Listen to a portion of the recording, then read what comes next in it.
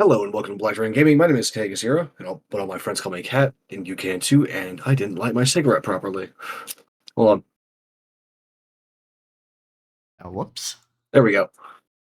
But yes, It just hello. caught the paper twist at the end on fire. That's it. Didn't actually light the damn thing. But hi, yes. You're here with Mal. We're going to be doing Sakamoto Days final episodes, but also just some bullshittery, I think. Hello, Yeah, Amber. some general You cause so bullshittery. much static, my son. Oh, right, yeah, that. I even opened up your thing to hit accept before. Um, Mute yourself. There you go. Okay, I was gonna say. Yep. All And right, shared chat. looks fine. Shared monitor. Yeah. Okay. Cool. Excellent. Excellent.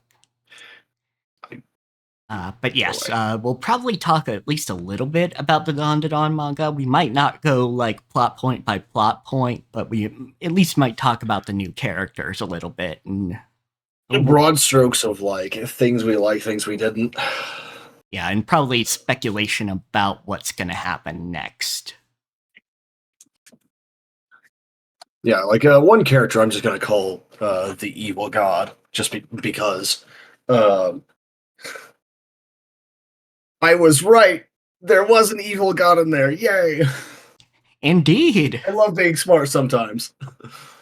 Yeah, we'll But get anyhow, into that. yeah, what have you been up to for the past week? Still just fucking Final Fantasy Rebirth or remake or whatever the fuck it's called? Yeah, remake. Did the sequences involving getting Aerith and Cloud their dresses. Amazing, yes. Yes, very good. I very much liked the thing we had to do to earn Aerith's dress, because it's like, okay, yeah, there's just this underground tournament that has prize money for whoever signed you up for it. And Madam M, who is one of the three power players, is like, all right, I'll sign you up. You win, you get the dress. Fair enough. Is it like a fighting tournament or something? Yeah, just literally a fighting tournament. Right on. No, Hello, member. no rules really, Hello, my son. other than if the Don signs off on it, it's legal. Fair play, I guess. Yeah, I guess. That was pretty good. Just kind of starting with the crowd not liking us because we're newcomers to this, to them Yeah, of actually course. wanting to see us win. And like we gradually got more like flowers and presents as we, kept going back to the recovery room after each match.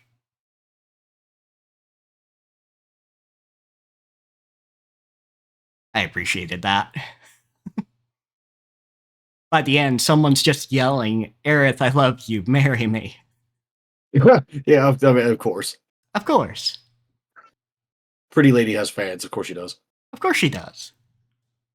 Granted, like when we first walked on, somebody who should have gotten kicked in the teeth was like, what's that poll about? You gonna do a dance for us, little girl?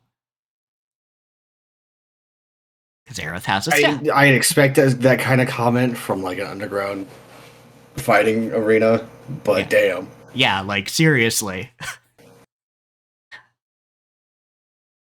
Yeah, the only reason that guy didn't get kicked in the teeth is we had better things to do. And of course, Aerith's like, what the fuck? Just, not saying it that way, but, she's from a fairly, tight community. So, little bizarre to her.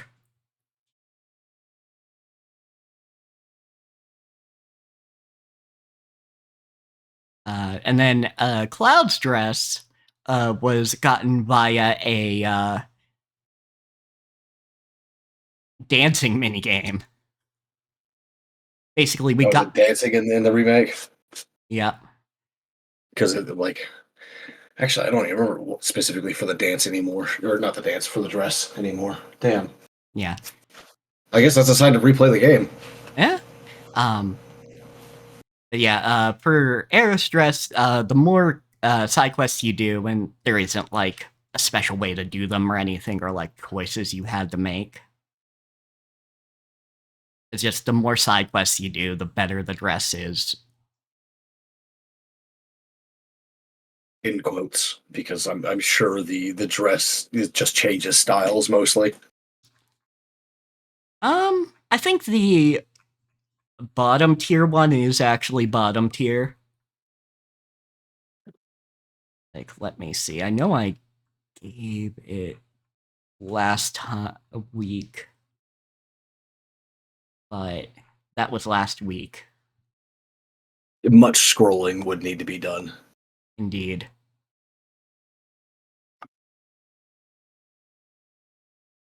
So yeah, we talked a good bit. I can say we enjoyed the Don manga. Like, I like where, I in general, I like where it's going. I like that I'm not bothered by any new additions to the cast.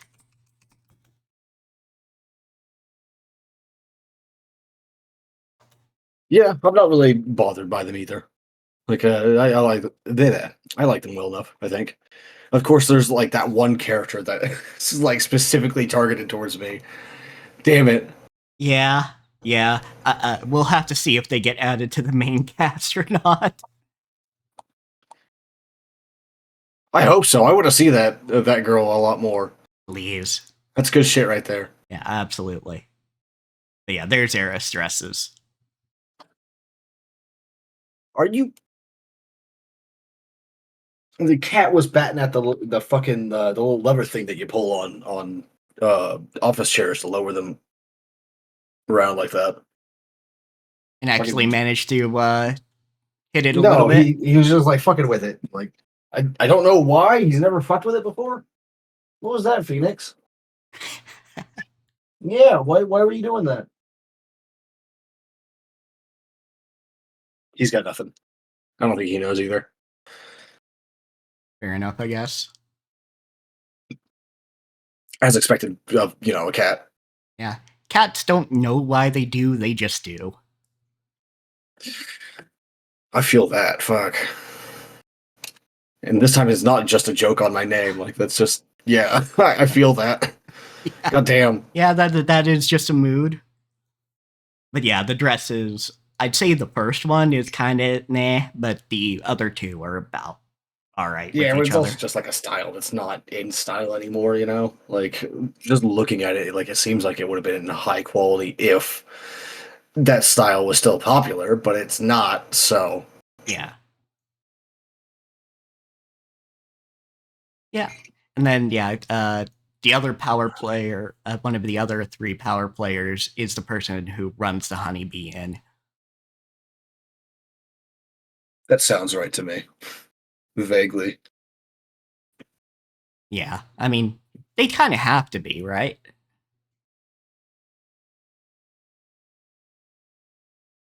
Don't look at me like that, you little bastard. Yeah, he's cool, actually. He's the one who said the quote I sent you. Oh, A yeah, while yeah, back. I remember.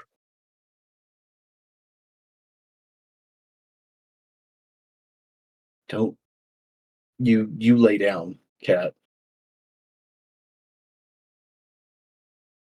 As for what I've been doing, it's not a lot actually, because I can't. Yeah. I need to get a adapter cable for my tablet before I can really do anything. So I've just been like fucking around, playing games, doing a little bit of reading. I did through undisclosable means get my hands on Diablo 4, and I hate how much I like it. Oh no. But yeah, It's you were like, I think I telling already me said some that cool in things. yeah, I think I already said that in the DMs, but yeah, I hate how much I like it. Like, it's I can't comment on how big the numbers get or anything like that, so I don't know if it's actually still like suitable for my tastes, like even in the end game, like the far end of the max level bullshit. But for now, I'm like level 14 and I've got 60 HP. So, like that's perfect for me so Yeah, I far. mean, that sounds about right. I mean, that's lower numbers than it was in Diablo 2, which is even better in my opinion. Because like Diablo 2 was like if you had 800 HP at level 90 and you were like a paladin or something like that, it's supposed to be like really tanky. That was perfect. That was great. You didn't really need more than that. As long as you had like good armor and good like block chance and shit, you're fine. You're golden. It's like even like when you're going through the base difficulty, if you had like 300 HP by the time you got to the end of the game, brilliant. You're perfect. And like that's what I like in ARPGs. I know basically no one agrees with me, but that's what I like. I don't like the big numbers. Once you start getting into numbers so big you have to abbreviate them when you show them on the screen, you've gone wrong somewhere. Yeah, yeah, I'd have to agree. These numbers should never be larger than 4 digits, and even that's pushing it. I would have gone. It's just like I would have gone 6 digits max.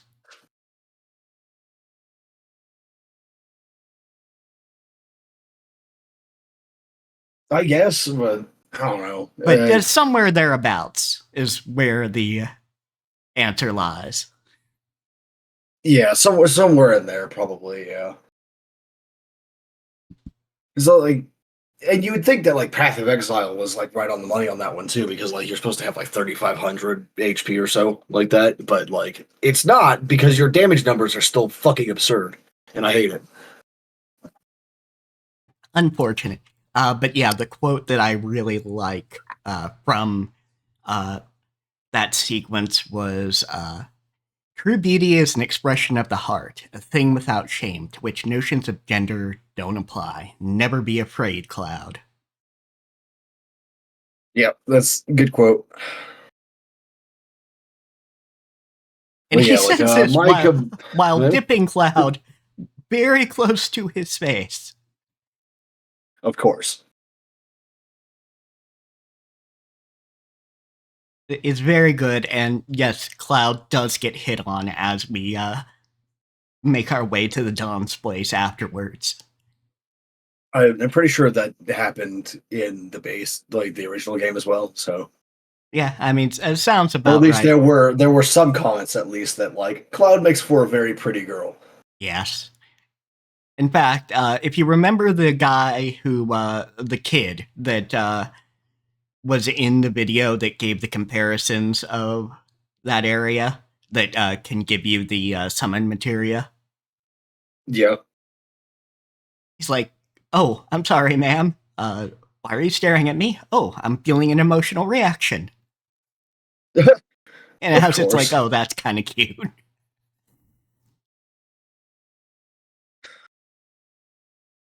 The only two things that I've disliked so far in Diablo 4 is the character doesn't talk enough. Like there's no like snarky comments whenever you go into a new area or a new dungeon or whatever, like there was for like all the characters in Diablo 2. And even in Diablo 1 that was present, like whenever you got to a new biome or a new place in the cathedral and the warrens and underground tombs beneath, like your character would say something, right? Yeah. Doesn't I don't know if it's just because like I'm playing a necromancer or not, but like at least the necromancer doesn't say anything, which is kind of rude. Yeah, Because absolutely. Like, I know it's because he was a specific guy, but the necromancer in Diablo 2 was very snarky, like he very sarcastic. I liked him a lot. yeah. And the second thing is, and I didn't notice this at first, but the world is leveled to you. I hate that in games. I hate that so much. Yeah. Don't level the world. That's ridiculous. Yeah, I'm not a fan necessarily either. Uh, uh in US political news, the Wisconsin Supreme Court did they did elect a Democrat or a Democrat backed candidate anyway. And Musk, who had poured millions of dollars into this, including giving away like $10 million checks to anyone who voted, not one way or the other, but we know what he was trying to do, is trying to pretend like he did a 4D chess and actually won. Of course. Like, I normally don't talk about our political situation on here, but it's just like, how can one man be so pathetic? I don't know. Also, side note, I don't mind if you talk about it on my streams at least. Like, it's fine. Yeah, Nothing no. is really like off limits. Yeah, I know. Like genuinely nothing. I just try to provide more of the distraction than the commentary, unless I'm specifically getting into commentary. I mean, that's fair. I'm just making it known though. Like, it does not matter what we talk about. If it's entertaining, go for it. Yeah, absolutely. It's mostly the same here. Just like I said, I don't tend to get into it just as a topic on its own. If I go, oh, there's a comparison here, then yeah, that's easier for me to get into.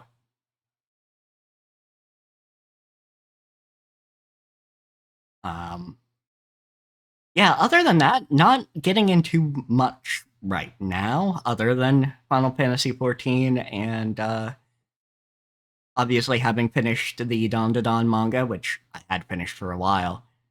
But I am thinking about picking up AI Limit, because I've heard it's good, actually. Yeah, I mean, like, I'd be way more interested in if you customize the character at all.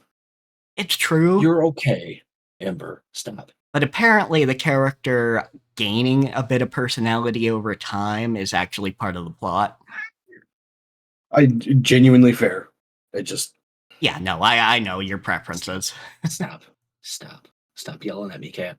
But now I do kind of get it. What, why it is just that character. It's like, oh, okay, so we're doing the thing with this character who is actually, got a personality, and when she gets hit, occasionally says shit. I do like that. Yeah, I might watch someone stream it or record it or whatever, but probably not gonna play it myself. That is entirely fair.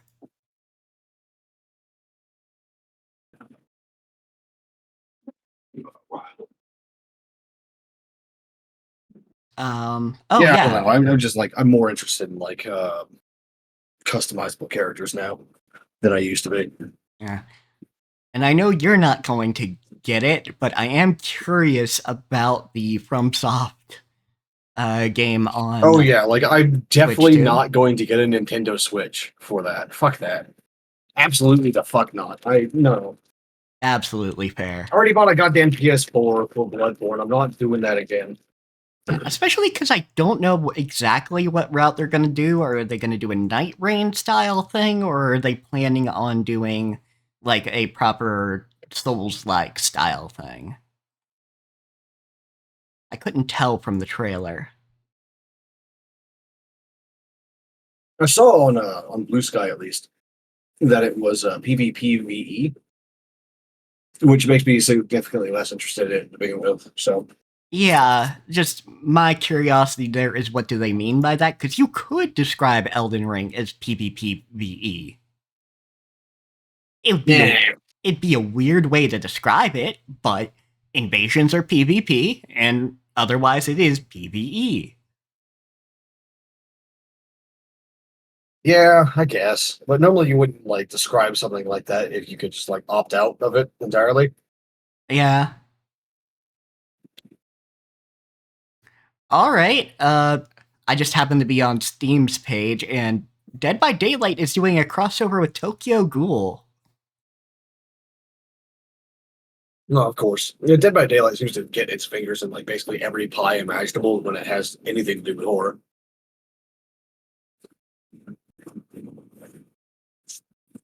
Yeah, I mean, you're describing it right.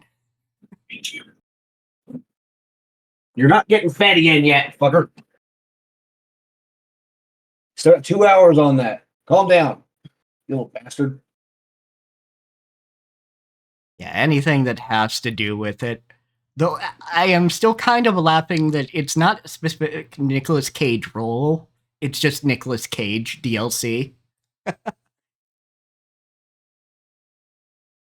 Nicolas Cage DLC? What? Yeah, you get Nicolas Cage as a survivor, and it is not one specific Nicolas Cage role. It is just Nick Cage himself. That's ridiculous. But also somehow works for him. Yeah, I guess. I guess they just couldn't get any of the roles, like the agreements to that. So they just went, all right, we'll just hire Nick Cage himself to be Nick Cage. I guess like the ghoul, the Tokyo Ghoul thing, would just be a killer. Let me take a look. It would have to be because like you can't kill you can't kill a ghoul with the normal weapon, right? So you can't even hurt one with a normal weapon. Yeah. Let's see. Dead by Daylight Tokyo Ghoul introduces Yeah. a new killer, Kin Kaneki. Yep, Yeah. it is just Ken. No humans, because I don't think there are any humans really featured in the plot anyway. I don't know that he would do that either. Well, that's the kind of the thing with the entity, though, is he tortures it rather tortures anybody who doesn't play ball until they play ball. Yeah, but like Ken Kaneki is like the kind of like the kind of protagonist that would find a way to kill God and then do it. Fair enough. Mostly by like relying on his ability to fucking regenerate at extremely high speeds. Yeah. Like that was a literal plot point in the story was that that did happen to him. He was getting tortured, and then he was just like, "No, fuck this, I'm done," and pulled off like the kind of regeneration you'd normally only see in fucking Wolverine. Yeah, I mean, valid. I haven't engaged with the Tokyo Ghouls to know much about the character. He starts off as a typical shonen protagonist, you know, all bright-eyed, full of hope and everything, and then swiftly discovers that he's not exactly human anymore, but he still tries to at least be somewhat a decent human being. Yeah. And then he gets fucking tortured by another ghoul for weeks on end, I think it is. And his half ghoul body sort of adapts to it by rapidly regenerating constantly. Like to the point where his leg gets twisted into a pretzel, more or less, like a bread twist kind of pretzel. And just sort of he heals so quickly his leg just sort of spins back around into shape. Wow. So it's like fair enough. But I guess I've seen worse non-canon crossovers. yeah, I mean it's just a goof anyhow. Like I'm not like personally offended or anything. Yeah, of course not. It just seems a little weird for him to be a killer. Like I know you can't make him a survivor because you just can't kill a ghoul like with weapons. You can't. But at the same time, it also just doesn't seem right for him to be a killer. Yeah. I guess maybe playing ball because the survivors don't stay dead either. Maybe looking for an opening kind of deal.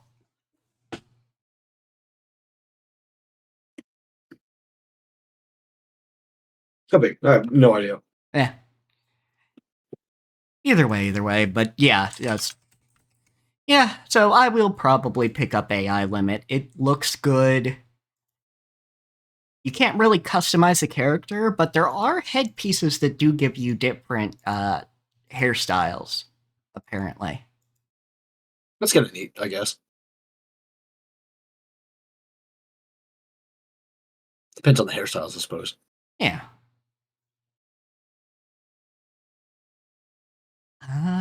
So let's see. Man, there is like nothing on the front page of Steam that interests me at all. It's like it's all just nothing. Like I want none of this. I don't care about any of it. Cat. Okay, look, little get out from behind the monitor, you little shit. Sorry, he was trying to climb behind the monitor where all the cables are. Oh no, yeah, that could have ended poorly. Yeah, I'm not seeing Fucking anything monster. like I'm specifically gonna get. Oh, you know what? That so just scrolling through this front page did remind me of something. Like a lot of people keep trying to like get me into Monster Hunter by saying it's like, oh, it's like Dark Souls, you fight a big fuck off monster all the time, and it's like, but the gameplay style isn't anything like Dark Souls at all. What the fuck are you talking about? Yeah, there's Yeah, conceptually you could describe it the same damn way, but like that's not yeah, like the mechanically it's just not the same. yeah, it's not dungeoneering at all. It's not even the dungeoneering part. Like the combat itself is just like substantially different. You know.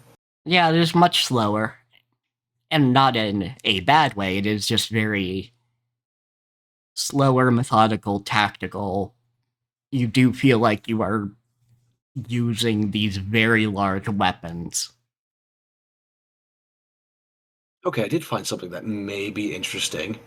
It's a 2D pixel art ARPG called Drova. Apparently, it's based on Celtic mythology. Sure, fuck it, I'll add that to my wish list. Why not? I'll look into it later, assuming I remember. Huh. Seems like it could be interesting, you know? Like I am begging games developers and writers and like novels and other things use Celtic mythology more. This shit doesn't get enough limelight. Yeah, use the Celtic mythology, use well, a lot of things really, but there's like a lot of like Eastern Europe stuff that just doesn't get used very much at all. Yeah.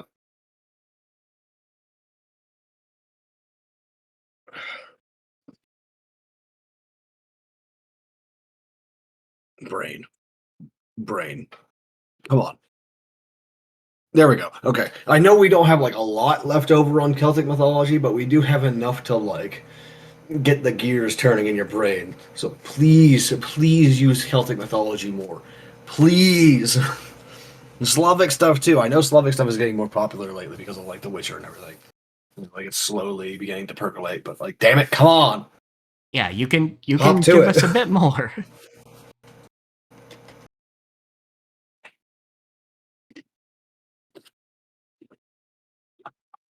Actually, I'd love to see Korean mythology too. Oh yeah, absolutely. Gosh, yeah, I think the Which, only like, thing I'm like, weirdly enough, like even in Korea and Japan, like Korean and Japanese mythology aren't used that much, which is kind of fucked up. yeah, it is pretty fucked up. Like Dandadan, features yokai heavily. You know, because talking about popular stuff, because there's stuff that does use yokai, but it's not a lot. Jujutsu Kaisen does to an extent, or at the very least, some of the like very powerful curses are named after yokai of myth and legend. Yeah, Like Sukuna is a very famous yokai in history, yeah, which is like I like his design, like how they interpret the artist, author, whatever the fuck of Jujutsu Kaisen interpreted Ryumin Sukuna's like design and changed it. I like that interpretation of that yokai because it's supposed to be like a two-faced four-armed for like whatever the fuck. yeah, yeah. But in this case, Ryomen Sukuna is he's not literally two-faced, but he has four eyes, four hands, etc. Which it's interesting. I like that. Yeah, It's cool. yeah, that's a way to do it that is different than what the actual like literary shown interpretation is. And then you get stuff like yokai apartment life, and Yeah, like I haven't seen anything like that for Korean media. I haven't seen like anything of like dokebi. yeah, not I don't really. know why, but I haven't. Yeah, and I don't know. It just feels like a lot of light novel or like web novel writers in Korea, at least the stuff that gets translated, kind of dropped the ball on really getting into some of the stuff that is uniquely Korean. Yeah, like you could. There's references to it all over the place. You know, like famed weapons or famous historical beings being like constellations or whatever. There's stuff like that, but it's not. There's no dokebi hunter. You know, like there's no one that goes and exercises dokebi. Yeah.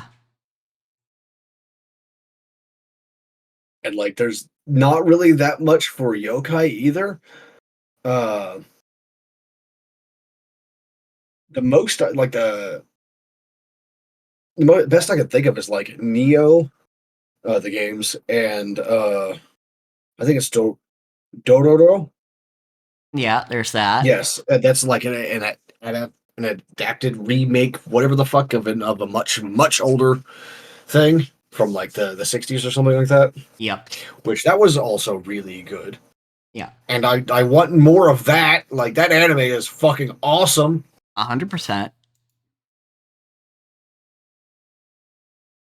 Yeah, so there's What that. year is that? That's 2019. Yeah, it's been a couple of years. Like that's probably what like the best one that came out that year. Yeah. Uh, and then like Ghostwire Tokyo.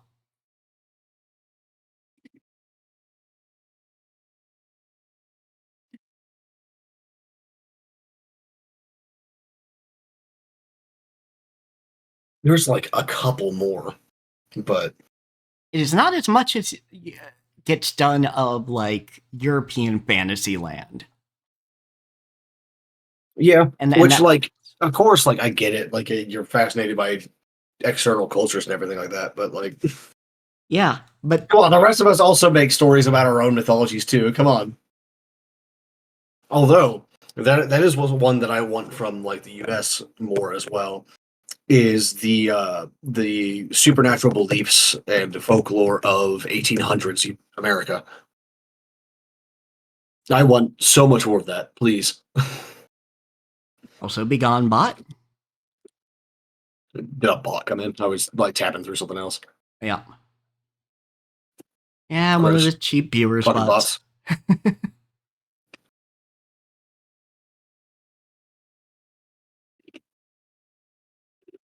Oh, yep, I see it.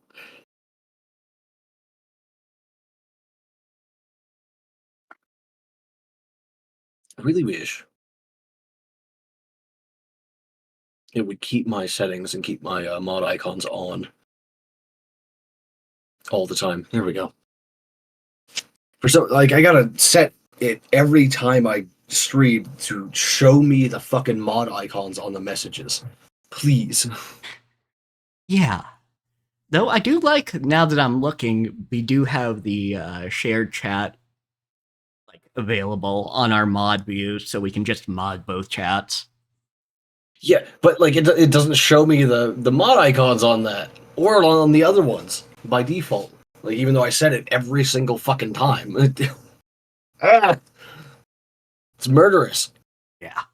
But yeah, just there, because the other problem is, okay, fascinated with exterior cultures, sure, but for all of the like mystification of Japanese culture, we don't get a lot of writers who have the guts to include yokai that much. And when they do it weird. Yeah. Fucking White Wolf. God damn it. Yeah. Yeah. Though at least the writers of that stuff cop to the fact, oh yeah, this was a fucking horrible idea. And like people who are still fans of White Wolf cop to the fact, yeah, no, the Kuei-jin were a fucking horrible idea. It's just like a tremendously awful idea, just in general.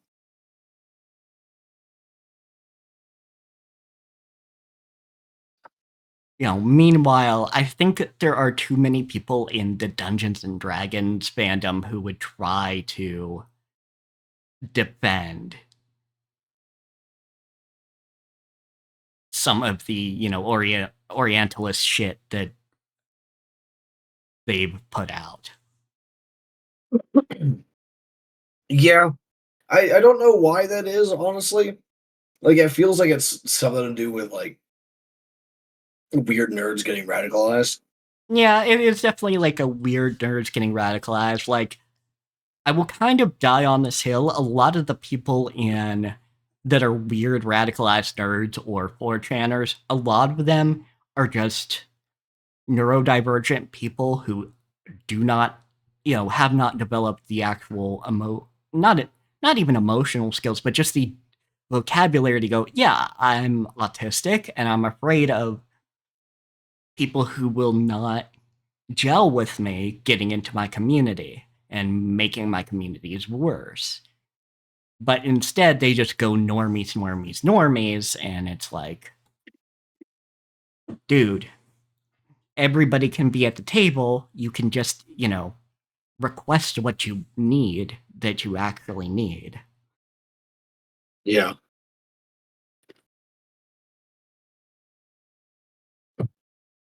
Like it's the same fucking subset of gamers that fucking like piss and moan anytime you show like a character that's not like a rippling mountain of muscle or would be on a swimsuit magazine cover or some shit.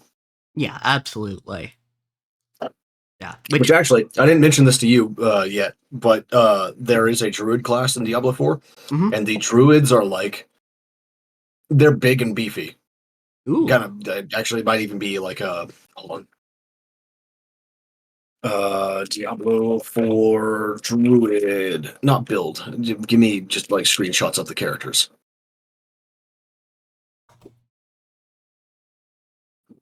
Here we Okay, go. yeah, I've got it. This is yeah. Like I honestly, yeah, that one. I as much as I appreciate this, I would also like to just make a weird, scraggly, stick thin forest gremlin kind of druid. Yeah, absolutely. Like, more character customization is never a bad thing, but I do appreciate this as like, Oh yeah, this is great. But like I said, that's all I want is to make a weird, scraggly, fucking real rake creature. Just an absolute feral monster, looking like a goddamn Wendigo or some shit. yeah, exactly. That's what I want. Oh, the humanoid version of our favorite kind of statues, which is what would be the most fucked up to find in the woods. Yeah, exactly. At night.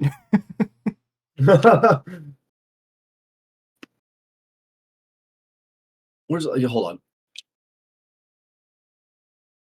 Let me see if I can find it because like there's this image was everywhere. Like I don't know, like 10 years ago for Wendigo. I don't think I'm gonna find it that easily now. I've got it somewhere in my reference folder, but it would take me like literally like half an hour to fucking scroll through all that and find it. But like there's a no, here it is, yes. Oh, okay. Let's see. Like this little fucking creature. I wanna do this. I wanna make this. Yeah, absolutely. Just you're okay, Ember. yeah, just I absolutely just want to like make a druid that's that. Yeah, absolutely. Fuck it, just like swap the necromancer and the druid body types, and we'll have my ideal shit.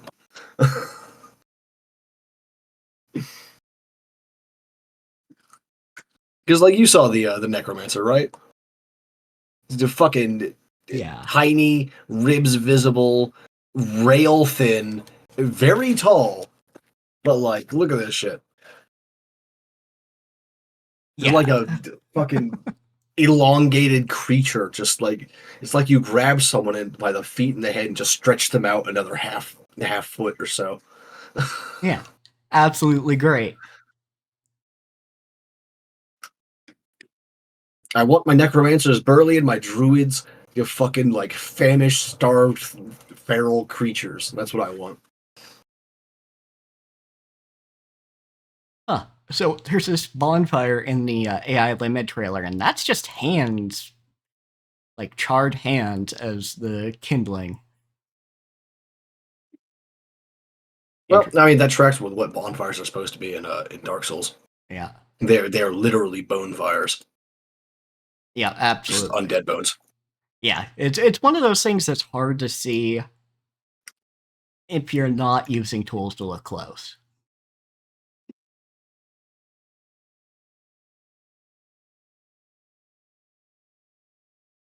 Fair enough. No, Ember, I don't have anything for you, buddy. At least in my opinion. Don't you start with me, cat. As far as I've seen of Dark Souls, I just never notice it when I'm playing, but I know it's there. Yeah, I don't think it's actually like you can readily see the bones, but they're described in like the Homer bone descriptions and everything like that. That the bonfires are literally just like fires made of the bones of undead. Oh yeah, you can see like a fucking rib cage if you're looking close enough.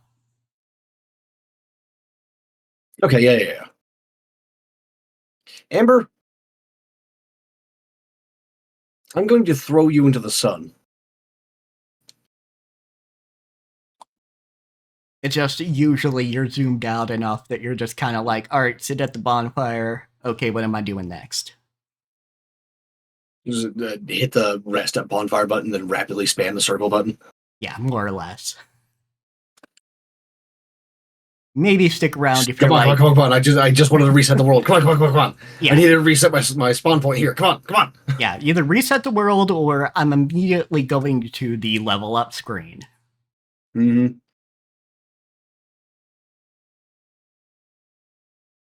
Fucking cat. Like I know the reason why they have to do that. Like they with that fucking make that animation so slow to do is so that they have time to load in all the new entities and delete the old ones. But damn it, man, I wanted to go faster. Yeah, it's one of those things where I'm like, stop giving me like sweat on a basketball player's brow. Give me faster load times. Yes. Give me in more interesting like enemy AI.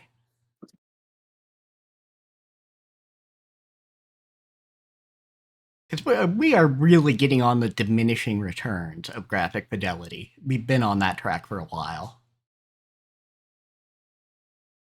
Honestly, we could have stopped like 4 or 5 years ago and been completely fine. Yeah. Which don't get me wrong, Yeah, some like games. I will forever like be on the train of like harder difficulties should not mean bigger number for the enemy. It should mean the enemy has more abilities or uses them more effectively or more smartly. Yeah, or like has, different layouts, like different places where the mobs are, like more difficult things earlier. Instead of the baseline undeads that are, in the Undead Burg, give me more archers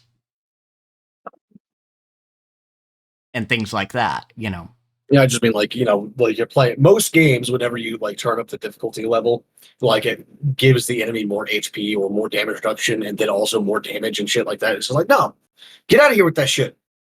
Yeah, like Just make them fight better. Yeah, make them fight better in some capacity.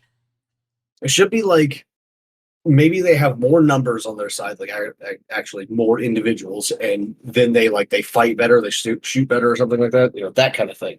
That's how you should up the difficulty. Yeah, fight better, shoot better, or maybe have thematic status effects. Could be, yeah. I mean, there's a bad way to do that, but, you know.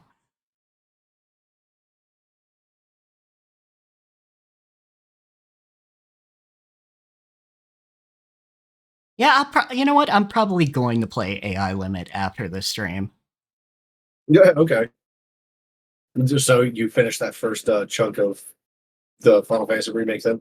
Yep. Finished that first chunk. Now we've met back up with Tifa, who at first did not recognize Cloud. Like, oh, okay. And she's trying not to laugh, even though he looks good, but also, like, this is definitely not Cloud behavior. Yeah. Also, you know, I forget if this was the case, but the reason she's going to the Dawn in Final Fantasy VII is a lot of the Dawn's men were asking around about Avalanche, and she wants to know why. So if she can get him one-on-one, you know, she can put a knife to his neck and have him tell her, basically. But she realized once she was there, like, fuck, there's 2 other people who are potential candidates. What am I going to do if I don't win? And then Aerith's like, well, now you've got all 3 of us. And Tifa was trying to be like, I just met you. I don't feel right pulling you into this. And Cloud's just like, don't even try changing your mind. Yeah, she's good for it. Let's go. Yeah, first, she's good for it. Second, don't try and change her mind. It's not going to work. We're going to be wasting time. Come on. Let's go. Yeah, you're just wasting time. And Aerith's like, oh, you do know me now.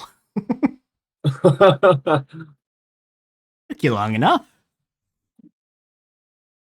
It's the thing. It's the thing I fucking love. Is Aerith is actually the most gremlin of the fucking group. Need to get her a lead in a harness. Harness. More just or less. Keep her from getting into trouble. More or fucking less. You know, it's like Rude said, because we also get to fight Rude earlier. And yeah, Rude, I believe you said so last time. Yeah. Yeah, because we got to fight Reno earlier, and then we also fight Rude earlier as well. Okay. Because Rude is in District 6, where Aerith is. And so we fight him, and then he gets a call like, hey, partner, from Reno, like, hey, partner, we need you this way. It's like, oh, okay. And as he's on the helicopter leaving, he's telling Aerith, stay put, stay in your house. And she's like, you know I can't do that. Shut up, dumbass. I'm going to do the thing. Yeah. More or less. But yeah, it's real good. I love the character dialogue in this game. And from what I've seen, people who like know Final Fantasy VII super well are enjoying it as well. Though I am annoyed, there are some people who see the thing in Rebirth about Tifa and Aerith going on a date and try to, it's just gals being pals it. It's not just gals being pals. This is a polycule, damn it. It's a polycule and also a date. It literally said they're in love. Yeah. The title of the quest is literally Girls de l'Amour. Sorry for the weird humming. My kettle is being an asshole. Okay, I was kind of wondering about that. Yeah. What it probably is the bottom has got like a layer of like lime and calcium and everything like that sort of like caked onto it, and there's probably like an air bubble like under one of the things, and it's slowly vibrating the plate of calcium. Probably what's going on. Yeah, more likely. I really need to clean my kettle too. I gotta scrub mine like every other day because of like how hot the water is here. It's fucking horrific. Oof. Hey, it's done. It's done humming. Cool. Very cool. But yeah, so also the leader of the or the one running the Honeybee Inn is like, we'll get your weapons to you when the time is right. I know people. I'm like, all right, cool. All right, this is gonna sound weird. It is completely out of left field, and it's also gonna sound weird. And I don't mean it to sound weird, but I can't think of a way to phrase it that's not gonna make it sound weird. All right, Go just ahead. bear with me on this. What is the obsession that people have with making elves fat? I think it's just they're real thin and so much that people like fat elves. I mean, I guess. But there's also this thing like about giving elves like just absolutely fucking enormous tits. It's like, what the fuck? I think that's just. I think that's just that people at large and the internet especially love fat tits. Fucking, I guess. I don't know, dude. Like Is not the appeal of an elf like their unnatural beauty and grace and inability to like be shaped quite like a person is, like a human is? Is that not the point? I mean, I I don't get it. guess, but also you can get somebody who is, you know, more of that Greek style of beauty and do that as well.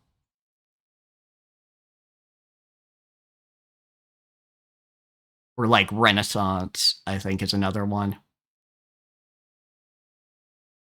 I'm gonna say because like Greek, it's like I don't know. That's usually how we describe people who are like exceedingly well in fitness and in shape. Yeah, I was trying to think of the right way to do it, but just imagine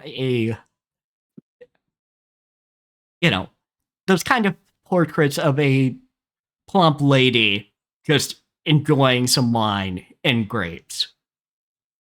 Like I do get that, but I'm just sort of like it doesn't feel like an elf at that point. It just feels like you stuck pointy ears on like a human. Maybe. But also, that's like, I don't know. I think it's just people that like to fuck trends, which, fair. I mean, I guess it's also just like the same time like people make some orcs like very small and cute and thin and everything. And it's just like, well, it's not really an orc, is it? You just like Yeah, put like, tusks and green skin on a femboy. What are you doing? yeah. Though I do like when they do the reverse of the severe sexual dimorphism, Yeah, that's true. where the guys are Honestly, twinks, I prefer like but the women are ripped as the fuck. I prefer them to be like as close as possible to each Yeah, other, you know? yeah. But Because like at least in humans, like yeah, there is some good variance, but like it's mostly between like height and shit. yeah, absolutely. It's still very much like look human, you know? Yeah, Got all the definable features of a human. yeah. Like definitely, there is a preference towards just make them look like they're from the same fucking species. But if you are going to do sexual dimorphism, do something weird with it or interesting. Hyena style. As long as it's anything but like the men are monsters and the women are hot babes. As long as it's anything but that. Yeah, pretty much.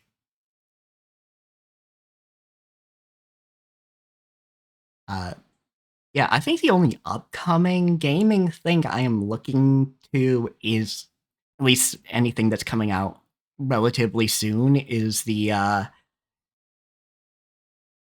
fucking Lies of P DLC. I got nothing in terms of like upcoming games. Like my brain is just empty of all upcoming games. I have not been paying attention to that for like a year now at least. That's fair. But yeah, the Lies of P DLC looks like it's gonna be good. Doing the Dark Souls one. Let's do some fucking time travel. Yeah, I vaguely recall you telling me about that at one point. Yeah, which is a good way to do it. It gives us more characters to have to deal with. Yeah. and we can meet some of the characters that are either not present at the time canon starts or at bit it and go, oh, okay, so that's what you were like. Like in the trailer, we have Alidoro, who was only a figure we've heard about and had one person pretend to be.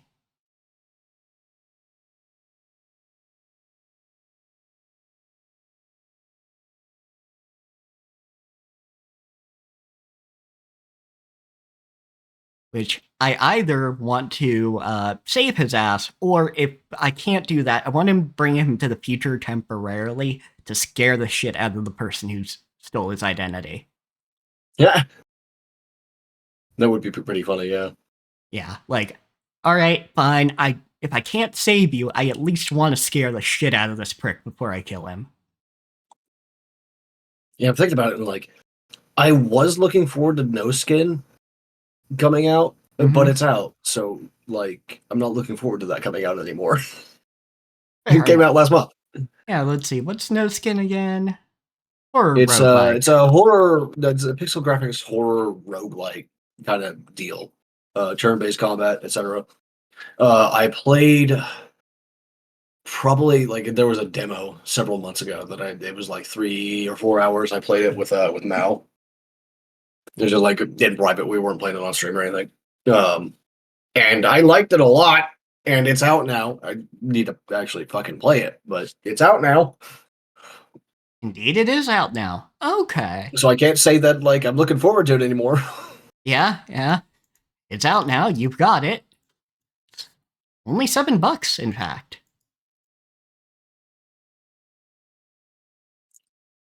Yeah, it's a little indie game. We played the demo off of Itch. Okay. Yeah, reminds me of that one Junji Ito inspired game, World of Horror.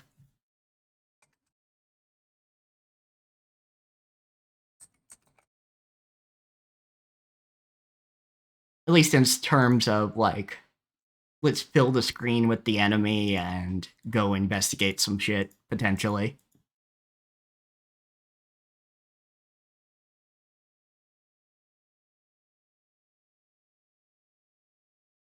Oh, there's this one. There's a third-person shooter horror game eventually coming out called Nightmare Operator. Oh, yes, I remember. I was the one who told you about that one. Yeah, I thought so. I'm looking forward to that, but like, there's no planned release date yet, so I was sort of like, Yeah, I mean, I want it, but yeah, because it's just it's PS2 inspired fucking Yokai Hunter.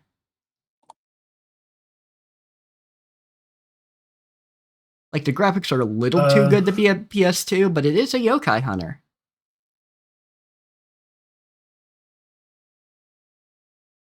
like the title card art for this game speaks to me, but I don't actually remember putting it on my fucking wish list. It's called Aska. But like the title card art is like this really big, beefy woman with an axe on her shoulder. You know the fucked So like, up of part. course, it speaks to me. Yeah, the fucked up part about it is you were telling me about this last week.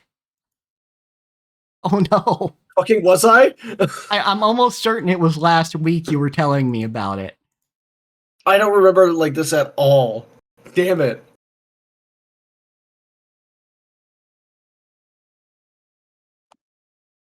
Yeah, because I think we were talking about Nordic shit. Fucking yeah, maybe. I don't know. Shit.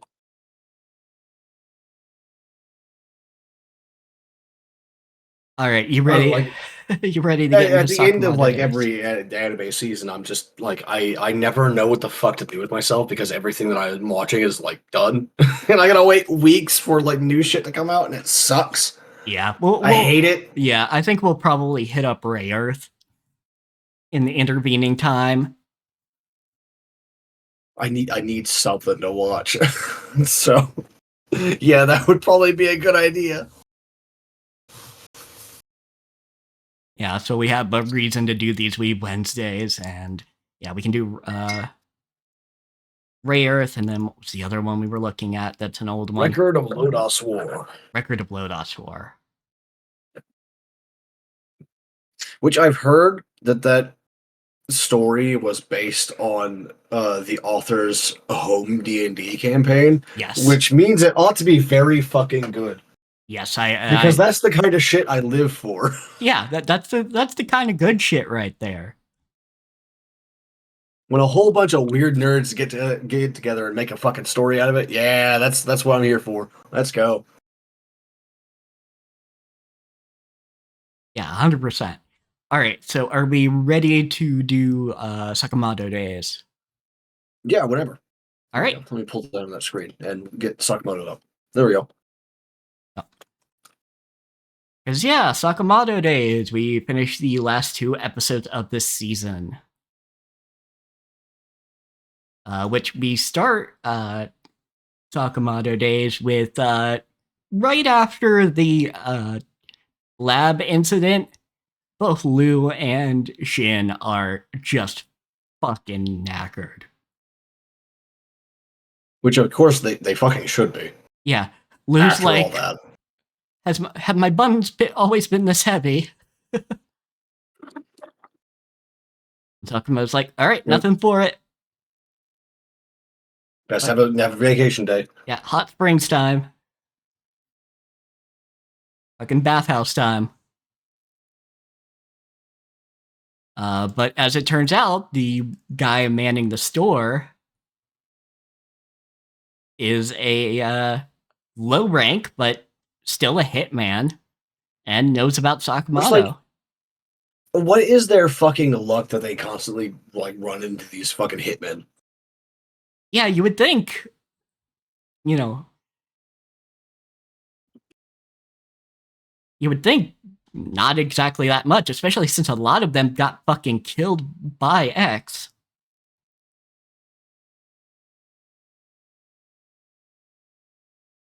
Or people related to X. Not only that, but it just can't be that common of a job in the first place. Yeah, I mean, literally, it cannot be. Yet every other day, they're just stumbling across some motherfucker. It's like vampires. You cannot have that many vampires. At least if they're the type to kill their prey. Oh no. Oh no. There's a Dragon Age anime. Oh no. Oh no. That's either going to be real good or real bad. There is no in between on that one. Oh gods.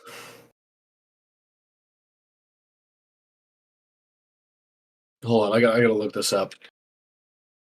Dragon Age Absolution. Well, Netflix has been doing pretty good with the original animation stuff lately. Yeah. Oh, and it's actually set in Tevinter.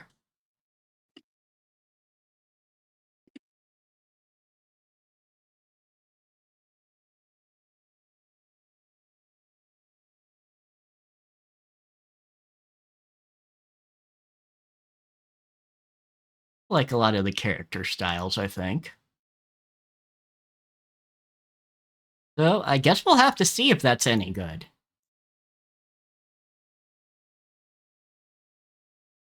But yeah, Hitman, and the Hitman has installed many a killing gimmick into the hot springs. Which means that since his target's Sakamoto, Finn is the only one who has to deal with this who is not prepared for it. Mm-hmm. Sakamoto's like, the jets on this path kind of suck. Alright, turn up the power. Launches Shin, but Sakamoto's just gripping on as hard as he can and going, oh, this is nice. Turn up the heat in the sauna enough to start a fire. Shin fucking passes out. Sakamoto's like, also nice.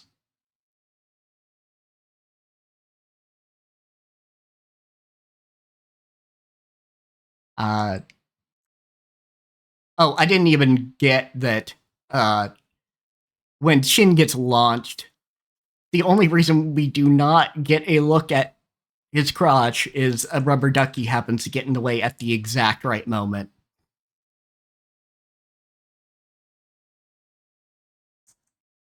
That's kind of great. Incidental sensory. Yeah. And this all culminates in a couple of other hitmen showing up and just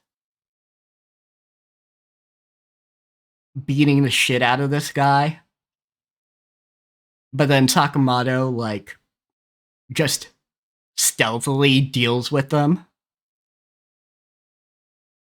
Okay, from everything that I'm seeing, apparently the Dragon Age anime is just okay, which is Better than I feared. weird. Because like with game adaptations like this, like it's going to be like very awful or very good.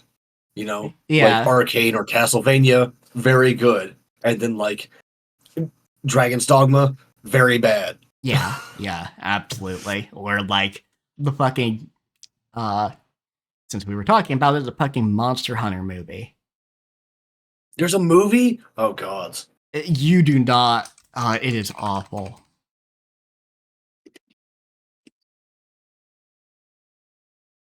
Like exceedingly awful.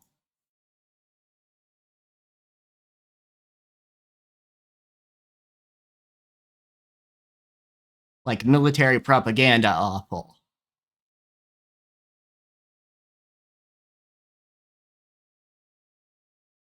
Oh no. Oh no. Yeah. I mean, like Monster Hunter, and that hurts my soul. Yeah. Or what I've got in place of one, anyhow. Yeah. And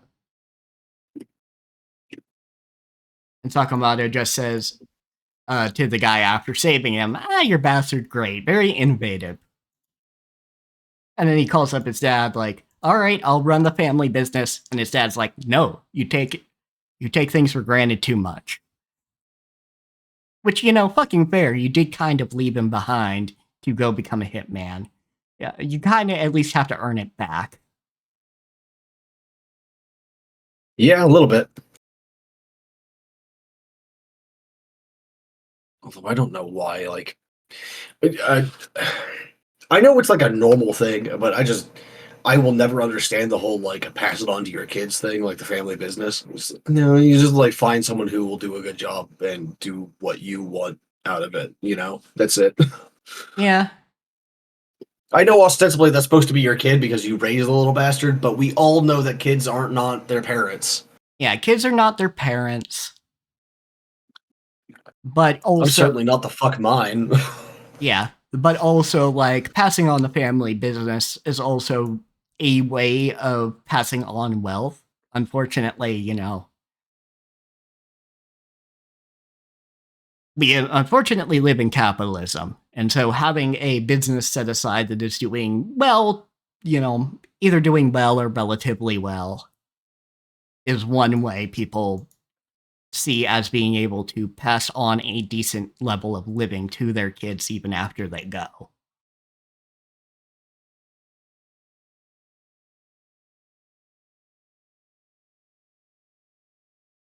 But also, you can't force a gift like that onto somebody. Yeah. Like, it's a nice thought and everything. Kind of awful. Oh, you know what? We can go back and watch Zenshu as well. Oh, yeah. From this last season. Because they're very good. Very much made by people who absolutely love to animate stuff. I had not caught up in several weeks. I'm pretty sure it's over now, and or at least the last episode is aired for this season. If there's going to be another one, yeah. So we get to the second half of the episode, which is enter a man named Wu Tang, which is a member of Lu's clan. or Triad Clan or whatever. Yeah, I know like the fucking anime says Mafia, but like yeah, like they explain Triad clans. Yeah.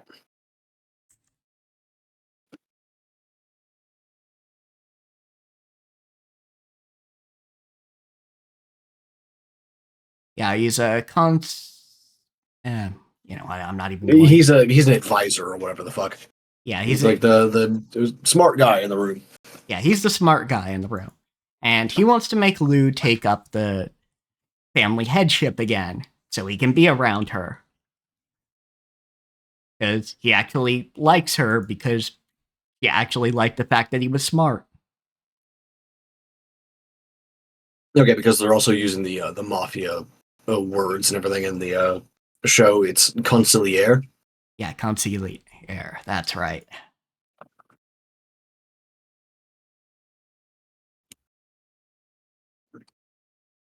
I could remember how to spell it, but not how to say it, so I had to look it up real quick. Yeah. Hi, buddy. Yes, handsome kitty. But it's not the type of challenge that. So basically, he challenges Sakamoto and Lou. Like, hey, I'll give you information if you win, but if I win, I'll become the head. You have to become the head of the clan. And Lou takes on the challenge. But it's not. Specifically because, like, he says that he has some information about X and the person that, like, put the bounty on him. Yeah. So Lou is just like, hey, I'll do this for that at least. Yeah. Yeah, and he's way into too into Lou. Yeah, way too far into her rather. Yeah. So they go down, and it is not a combat challenge. He gives them a place to get changed. And dudes get a suit. Lou Yeah, gets I think even like Wu-Tang knows that, like, you don't fight Sakamoto. Yeah, you do not fight Sakamoto 101. But yeah, the two guys get suits. Lou gets actually a very nice dress, actually. Yeah. Although she should have gotten the suit as well. She should, because ladies in suits are great. Exactly, yeah. You get it. You understand. Yeah, I understand the vision. But it is gambling.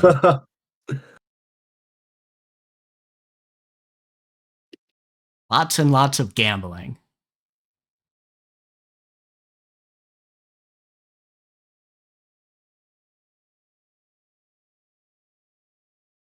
Which they get the term blackjack wrong, and apparently, according to Mal, I haven't really noticed it this much, but like a lot of things get it wrong, apparently.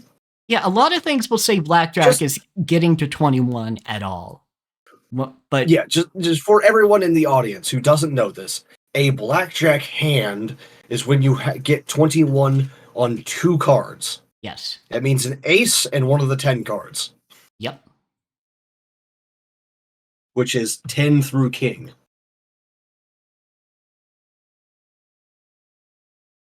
Meanwhile, Shin does not know how to play poker. Doesn't matter. He's a mind reader. Yeah, exactly. He's like, oh, you might as well play the cards face up. Meanwhile, they were going to cheat Sakamoto at roulette, but he just fucking flicks a chip at the roulette wheel and wins. Yeah, one of the poker chips. Apparently precise enough to get it to land on the right color, too. Yeah, exactly. It's kind of weird.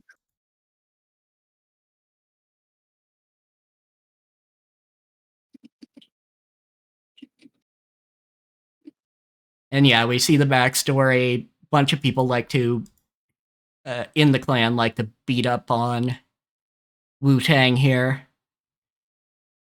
Which is just weird. It's weird to me. I guess it's supposed to be like a martial arts triad thing, but like, come on. Yeah, it is very weird. Both Japan and China appreciate smarts as like a cultural thing, at least way more than the United States, which, fucking demonizes education.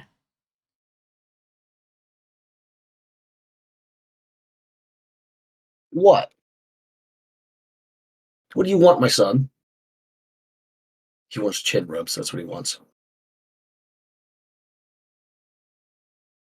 Hello, my boy. So they actually go and fight him in a poker challenge, which I love that Lou has no fucking poker face.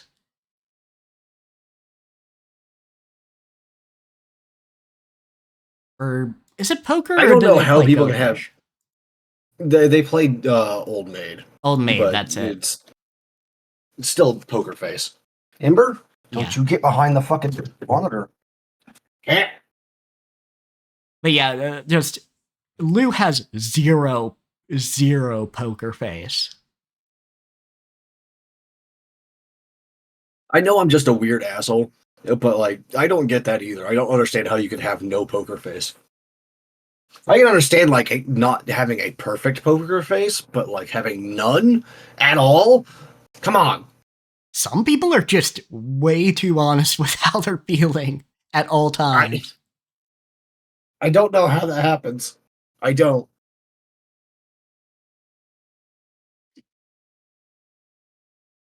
Granted, like, obviously hers is really, really obvious. Like, I don't think there's anybody in the world I've ever seen have quite that bad of a poker face. But there are some people who will just have a little bit of a smile if you're picking the wrong card.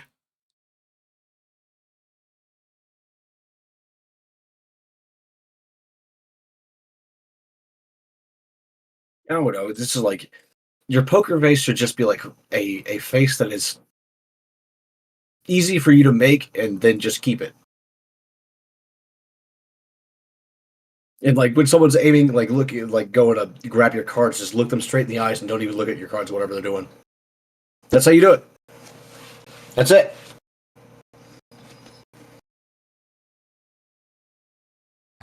So Shin tries to read Wu-Tang's mind, but this five head has so many calculations going on, it just makes Shin blow a gasket. Yeah, literally just like blood trickling down his nose and everything, which is kind of fucked up. Gave this kid an aneurysm. Yep. Sakamoto just swapped cards with somebody very quickly. And then when Wu-Tang tries to take his card, just holds on to it really tight and swaps them. And that's when everything falls the fuck apart. Because Yeah, because of course it would. Yeah, because the underlings go, we're a mafia, or, a triad clan.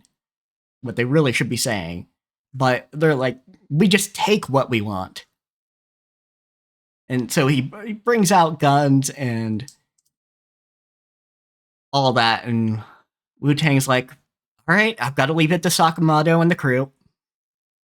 And I mean, it works. Sakamoto's like, oh, okay, this is what we're doing now?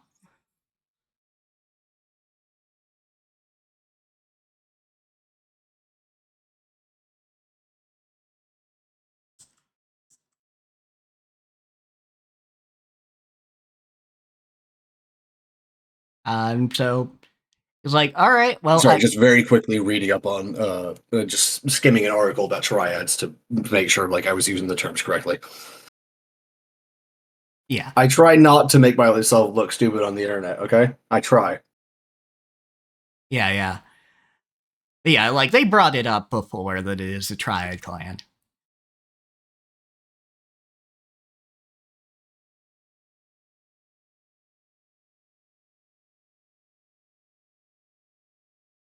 Ember is just fucking staring at me from the side of my desk.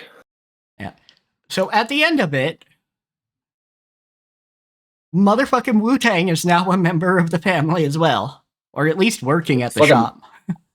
Yeah, apparently. It might be just for the one day. I don't know. I don't know. But I mean, won't I find guess out for a while anyway because this is the season end. Yeah, exactly. He gets to see Lou, so. Yeah. And they do kind of need another brain other than Sakamoto's. Yeah. Because Sakamoto is the only one with a brain out of them.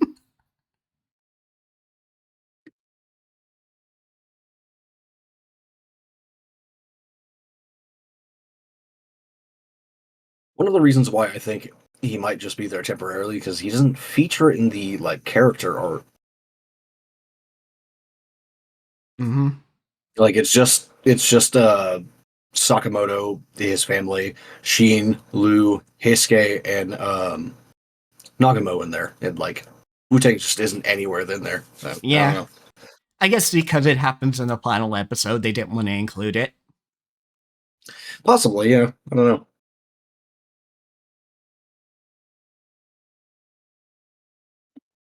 We'll have to see.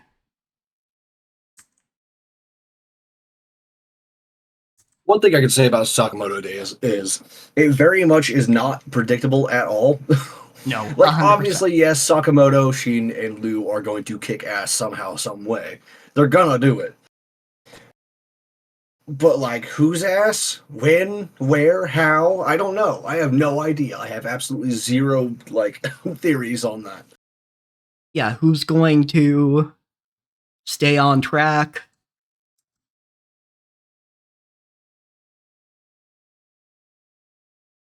Because like every single one of the things, like the little mini arcs that we've seen, there's no lead up whatsoever. I could not predict them at all. Yeah. Like, I could predict, oh, yeah, we're going to get their backstories, especially Shin's, who is, like... Yeah, of course. But I didn't know they were going to go, oh, yeah, the Mafia... It was actually cool before the Mafia took it over. Or not the Mafia, yeah. but Deerhead and his assassin guys. Yeah, X and all them. Yeah. What are you cleaning my arm for? Yeah, and so while he doesn't have a direct lead to X, Wu-Tang does know about 4 really, really badass, I guess, generals, Killers, killers, I suppose. because they're not part of the licensed hitman. And they're not really assassins either. They're just like murderers. It's like as Wu Tang describes them, as pure unadulterated evil. Like they don't kill to make a living; they live to kill, sort of Yeah. thing. And not a single fucking one of them has like a kill count below 60, Yep. and most of them are in the 3 digits. So Yeah, I love this guy, Minimalist, who is, big man, probably African descent, if I had to guess. probably. He's just like, Japanese burgers are tiny. Dude's big. He's got to pack away the calories, to be honest. Yeah, I mean, he's so big that he makes like a large fry look like a small fry in his hands. So, like, dude's got to be like 7.5 feet tall at least. Man's enormous. Yeah, I gotta check. Oh yeah, they've got the full on McDonald's W going on.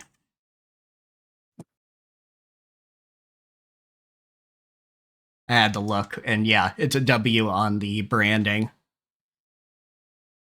Yeah, and one thing I do appreciate is that he's not a caricature of a black person. Like that's just like a black dude. Yeah, not a caricature at all. Yeah, that's a dude who people in the background are like, oh yeah, is he a pro athlete? But otherwise, fucking nothing. None of Yeah, like design wise, he's just like a guy. Yeah. There's no caricature going on in his face or anything like that. It's great. Yeah, it doesn't have the issue because a lot of manga unfortunately do like the really exaggerated big lips kind of thing. Which so far this Sakamoto Days has been pretty good about that. Not really Having a character making the anybody. people look weird. Yeah. Yeah, like there's interesting character designs, but they're not yeah. fucking absolute weirdos. Yeah, exactly. Like you've got a woman with tattoos. Who, yeah, she's hot, but she's not really a caricature of anything. Yeah, she also does have just absolutely fucking dead eyes. Oh yeah, absolutely. And then you just have a white dude. Like, there isn't really much about him. He's just like Yeah, Yeah, and then you got some other guy with his he's hentai protagonist kind of look, but he's got like hairpins in his hair. yeah, I hairpins think that's what they are. yeah, hairpins, and some of them are in an X, like hair clips or something. Yeah, hairpins, hair clips, something. And then you just got a really muscular guy of probably African descent with a nose ring and like tattoos on his face, and they're No, I don't just see the nose ring anywhere. Oh, yeah, it's on the other side. Okay, never mind. Sorry. yeah, The image that I had was from his right side. yeah. Yeah, on his left side, he's got one, and then he's just got squares as tattoos, which they probably mean something to him, I'm sure, but like it's nothing, Yep. it's nothing that we would stereotypically have as facial tattoos. It honestly kind of reminds me of like some of the designs people come up with facial tattoos for video games. Yeah, absolutely. Like video games, like very simple geometric tattoos, because it's also not like stereotypically triable either. Yeah, and it's definitely not like the because do you know the supposed tribal tattoos are like Maori in Yep. origin, like the design of them, Yeah, they're inspired a bit by Maori stuff. Yeah. which is interesting.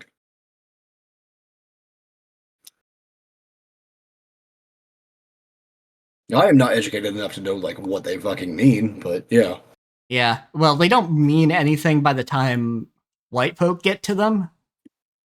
Well, yeah, of course. Like, the stuff that you see on your average white dude means nothing. Like, it's not even the Japanese, oh, I just have a random word on me. Like, it literally means nothing. Yeah, I kind of expected as much because like they just look like swirling patterns to most people. Yeah.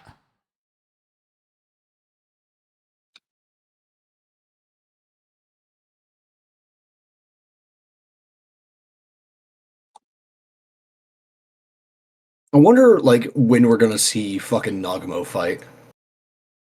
Oh, yeah, that's true. Because we've never seen him properly fight. We've just seen him move quick.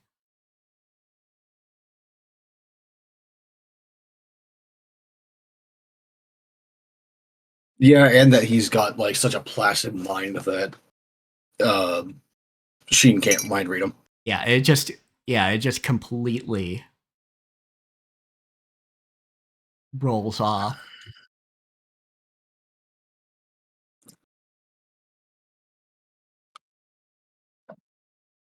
Which honestly does make him pretty scary.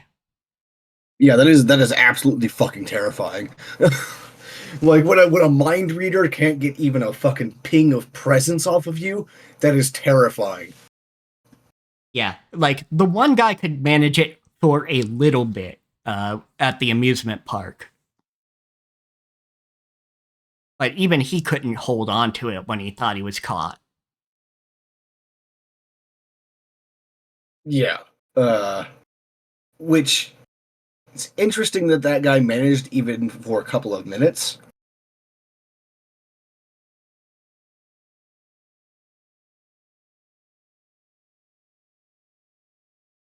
Yeah, and stuff that isn't appropriative, uh, they call, but have a similar look, uh, can sometimes be called sigilism or cyber sigilism. Oh, for his tattoos. Not for his, but for the stuff that we would call tribal tattoos. Just send me a picture. I want to see. Yeah, let me see.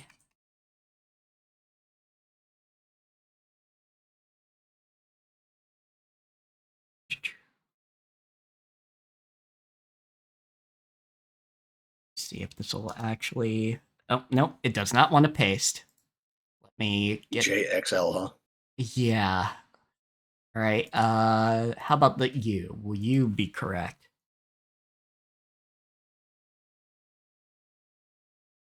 Okay. I would not call that tribal, to be Yeah. honest. Granted, it is inspired and is usually called like either cyber sigilism or neo tribalism. Fair. I would honestly, it looks a lot more like a metal album cover, you know? Yeah, yeah, like I definitely get it.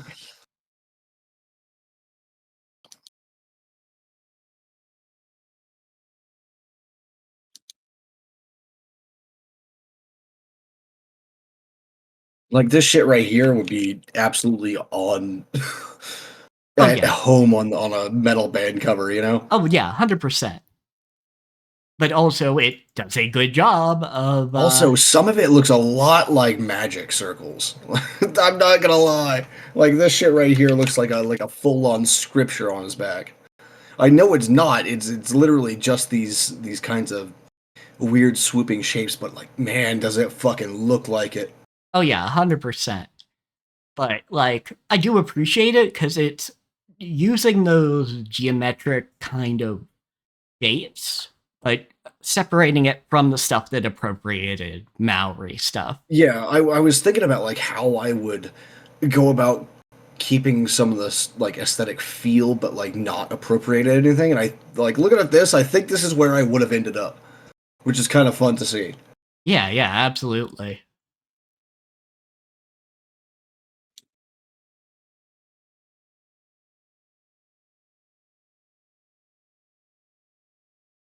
I actually particularly like the one that I sent you. Like that's really good. I like that a lot. Oh yeah, absolutely. Then there's this fucking one right here. This one's also very good. In the same way that that other one is. It looks almost like weird fucked up script. Oh yeah, that's another one that's like, oh yeah, that's script. Or it looks like weird fucked up script when it's not. You know what it reminds me of? Reminds me of the writing on the inside of the One Ring. Oh, yeah, yeah, yeah. I see what you're saying.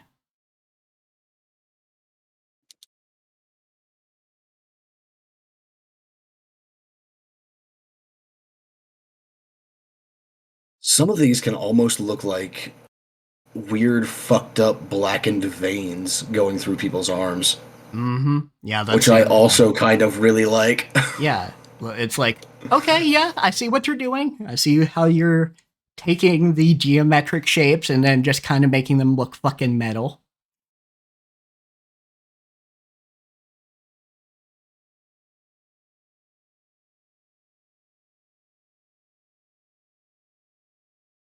I am highly interested in this. Thank you for telling me about it. 100%, yeah. Like some of this shit I'm gonna like rip wholesale to add to designs. Because of course, like some of this is sick as fuck.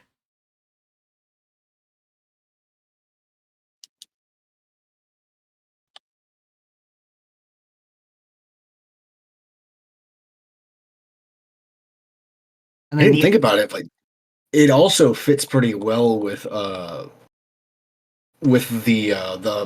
I can't remember what the name of the mark is, but there's a mark in Berserk that the Hunter sigil was based off of. oh yeah, yeah, yeah, yeah. But like it fits pretty well with that kind of like The brand of style, like sacrifice. runic style. Yeah, that's what it's called.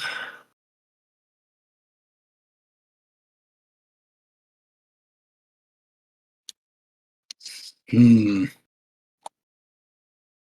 Yeah, because it is the symbol of members who are going to be sacrificed to bring a member of the God Hand or an apostle into creation. I am saving so many of these pictures that I'm finding already. Yeah, and then the other thing I did see is people get that kind of is a way to deal with not doing tribalism tattoos, at least that Yeah. are appropriative, is circuit boards. Make them look like circuit boards. Yeah. I've seen that too. Yeah, yeah. I'm Uh, not so much into that because like I don't really give a shit, but yeah.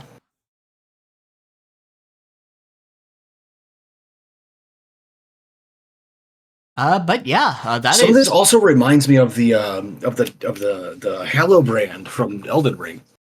Oh yeah, yeah, yeah. The half-wheel wound. Mhm. Yeah. But yeah, Sakamoto Days. I don't know what we're gonna see next, other than them dealing with these 4 just, very direct killers. Like, these are not people who do this for money necessarily. Okay, Sakamoto Days will continue in July 2025 as well. Yep. Excellent, cool. So we'll have like several things in July to do. Yeah, we'll have Excellent. Yeah, we'll have Ranma back. We'll have Sakamoto Days. We'll have Dandadan. Or actually, no. Ranma will not be in July. It looks like it's probably going to be in the fall. But Well, Sakamoto. that's actually good for us. Yeah. Spread it out some. Yeah, spread it out a little bit. Thank you. But yeah, Sakamoto Days and Dandadan. Which I guess we will get a little bit into what we liked of the Dandadan manga. Yeah, sure. Which, yeah, very much enjoyed that. I'm looking forward to seeing that arc that happened right after getting animated. Yeah, absolutely. Like, I really, really like the evil god's design. Yeah, Evil Eye is great. And I've actually heard, but believe it or not, I've actually heard of the creature that features in that arc. Oh yeah, the sandworm. I didn't mention it before, but like, yeah, the Mongolian death worm or whatever the fuck it was called. Yeah. At least I think that's the name of it. Yeah. Yeah, Mongolian death worm. Yeah, I've actually heard of that shit, which is weird to me. Yeah. Normally, I don't know that much about cryptids and shit like that. Mongolian death worms are deadly. But yeah, so we get the fact that... Of course they are. It's right there in the name. Yep. But it's also a chapter title. So yeah, we get the fact that the yokai that Gigi has been seeing is not what's been killing people. We see that throughout the ages, this family has been sacrificing people to their god, which is actually a cryptid death worm that causes people to commit suicide so that it can consume them. Or it's one way that they can kill somebody anyway. Psychic fauna is an interesting idea. Yeah.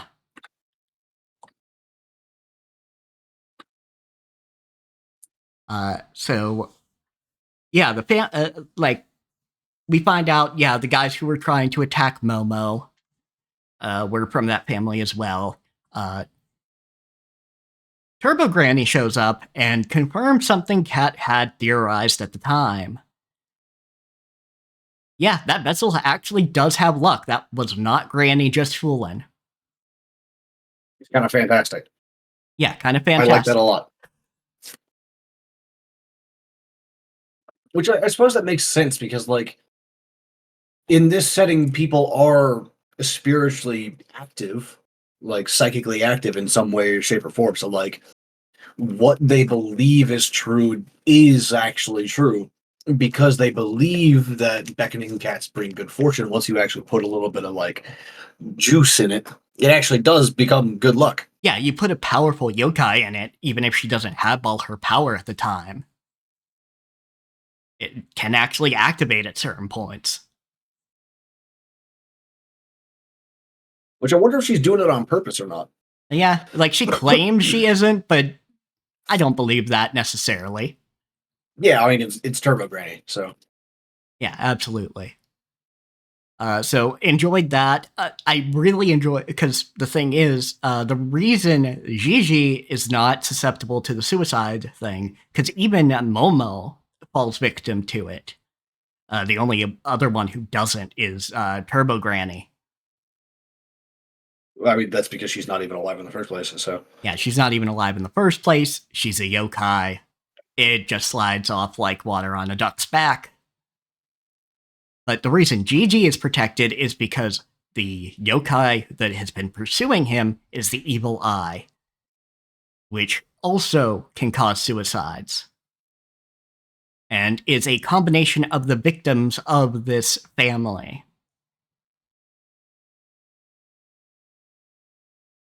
So he's able Just to... sort of like amalgamation of many spirits. Yeah, an amalgamation of many spirits, essentially becoming a mountain god, as Granny describes later. Which I'm pretty sure this motherfucker is what was sealed, so... Yeah, more than likely, that's why the seals were there, because I don't think a cryptid cares about the seals. Yeah, definitely not.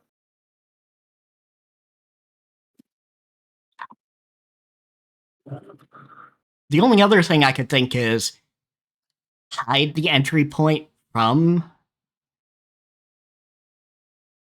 like, exorcists and shit, but that's the only thing I could guess, think. maybe. But either way, so it's like, well, nothing else to it to defeat this thing other than GG to accept it, despite Granny's protestations. And we think, oh, it might actually work. And then the Evil Eye's like, I am going to kill everything in this world. God damn it. Like, oh, okay, we've got other problems now. Fuck. But I mean, they do defeat the worm. Momo has an idea to set the house on fire, so the fire department shows up, and they can flood that area with water, making the worm come up, because there's no air in the soil. And they can see about fucking lighting this thing on fire. Which is weird that, like, the worm doesn't show up in the newspaper, which I think points to probably, like, the government being aware of the supernatural and actively suppressing it. Yeah, you'd have to think that it is actively being suppressed and only, like, things that get discredited ever talk about them. Like the tabloids and shit. Mm-hmm. And everybody else in town has been coached to say, nah, that guy's crazy. Or something. But either way, a lot of people show up to help. We get return of Shrimp Man, Mr. Shrimp. And this is the first appearance of his kid, Chiquita, who we know needs his milk to survive, because it is close to blood. Apparently. Yeah, it comes from an old idea that cow's milk is a cow's blood. Yeah, it's just weird to me. Yeah. Like, what, did these motherfuckers also think that, like, human milk was human blood? Come on. Yes. That's so weird. Yeah, they thought it was just filtered blood.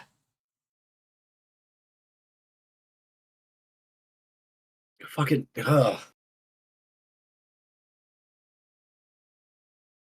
guess I can't really comment too much because, like, there's a reason why it took us so long to figure shit out.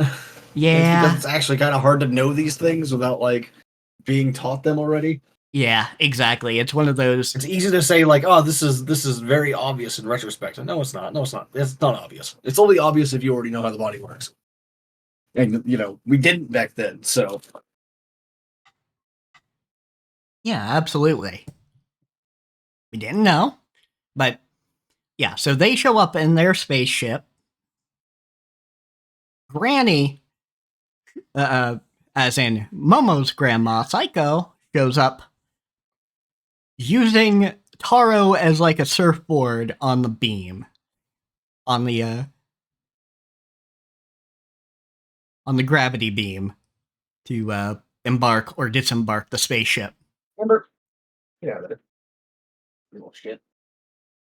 And then we see the gambit of Psycho, because she tells Taro, all right, when I give the signal, start sprinting towards this evil eye fucker. Yeah. And Taro goes, all right.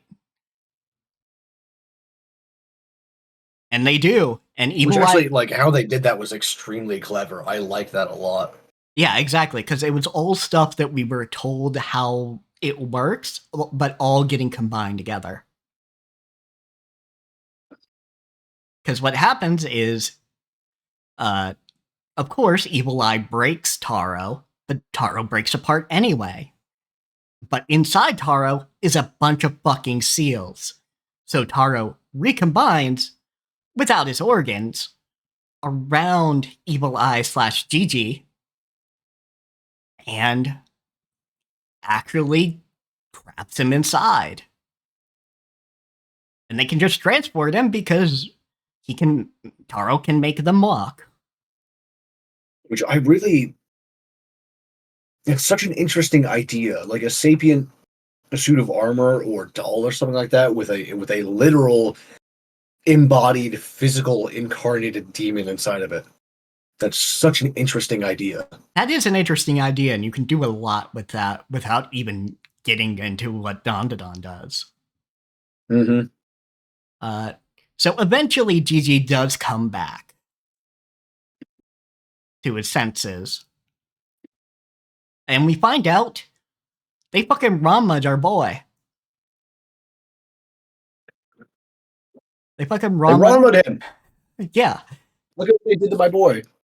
Yeah. Cold things, like cold water, but can also be like soy sauce or anything else that's cold, will turn Gigi into Evil Eye. And hot water or hot anything will suppress it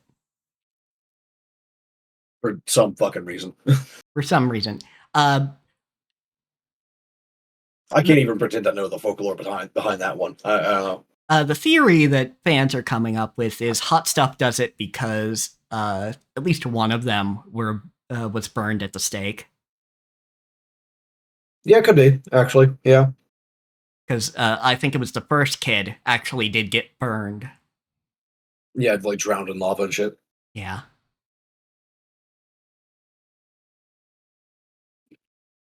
The OG Evil Eye. Yeah, the OG. Because, yeah, we see the Evil Eye go throughout the ages. And first we get the first kid, who's obviously in older clothes, and just wished he could play with the other children. But he was the sacrificial lamb. Mm-hmm. And then much later, much in the future, we get him having to deal with a family that's being victimized next. And he's trying to save this kid, but can't. Because he's just a ghost. And to go right through the bindings. They ain't got the power yet. Does not got the power yet. Sadly. Yeah, so he just, by the time he gets into Gigi, he wants to destroy the world.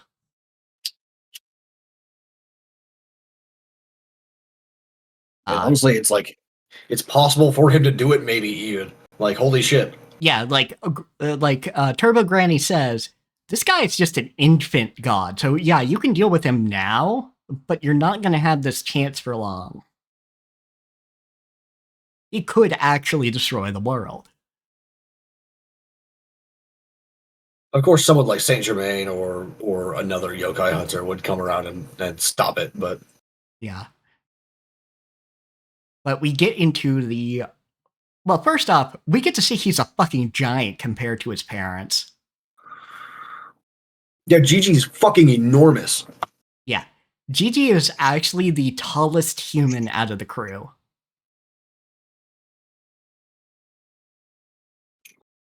That we have a height on. Some of the later manga ones we don't necessarily have a height on, though I think he's still taller than them as well. So Yeah. And I think he's the tallest of all the aliens aside from Nessie, too, yeah. something I like don't think we've seen like a single entity be bigger than him yet. yeah, because he's like 6'2" or something. Dude's fucking huge. Yeah, and Psycho's 6'1". Which yeah, I never got the the people psycho lusted lust. after. Yeah. Until Oh, gods. we see this woman with her She took fucking her hair down. Yeah. We see her a couple times with her hair down, especially when she puts it in the fucking ponytail. I'm like, I'm Danny DeVito in that movie. I get it. I get it Oh, now. gods. Like, I understand now. I see it. Yes, I see the vision. Holy shit. Especially when I see what they see. because she's got a fucking Bayonetta ass updo otherwise. Yeah. Which does not look good. Though even Bayonetta makes it look better. It's true.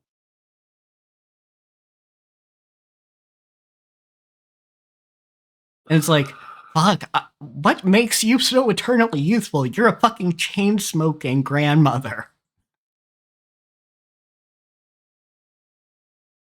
Like, is it the spiritual power?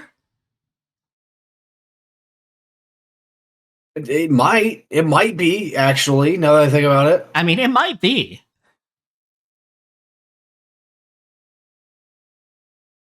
But just holy shit, her in a combat scenario with her hair tied back. It's like the spot on. Spot on. Although it's still not as like good as that one character from later on, the scarred up girl. Oh yeah. Yeah. Yeah, I really hope we get more of her. I hope they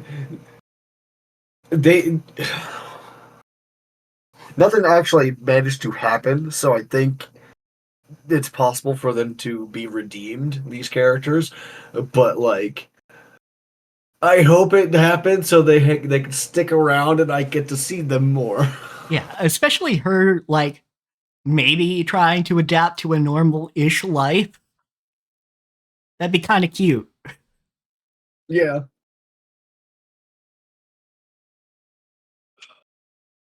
You're okay, Ember. Man. But yeah, so the other wrinkle though is with the Gigi Evil Eye plotline is Gigi decides after we call upon the Hayase performers. Is it Hayase or am I Hayashi? Hayashi. That's it. Yeah, I keep doing that. Hayashi performers. Which are a group of performers who have... You got it wrong the once and just like burned it into your brain like that. I know how that is. Yeah. But yeah, the Hayashi were... you also do it with Seiko, so... Yeah. Yes. Yeah, exactly. Because it took me forever to go, okay, yes, that is an I in her name, not an L. But yes. These performers do not have any spiritual perception, but their music is the real deal. It can shake the soul, and we feel it. Like, I am going to be very interested to hear what music they do with this animated. Hopefully it's some good shit. Like, so far, the Dandadan's like sound design has been amazing, but like, it's... you never know when it comes to actual music. Yeah, you never know, but I have a feeling it'll be good because I think one of the special interests of this mangaka is music. Shut up, Ember. But yes, they show up and they're going to help with the exorcism because their song can stir the soul, and then Psycho can do the actual exorcism. But then Gigi's like, wait. I know what he wants to do, but also he's been through so much and has not gotten to experience the world, and now we're going to do this right when he has the chance to. We need to do something. Gotta teach the dumb baby god how to live. Yes, indeed. Look at the stupid baby. He is terrifying. He will destroy the earth. But also, he is the best dumb baby. It's like, says something to the effect in a later plot line of, I was going to let you live because of your cool shapes, but now I'm mad.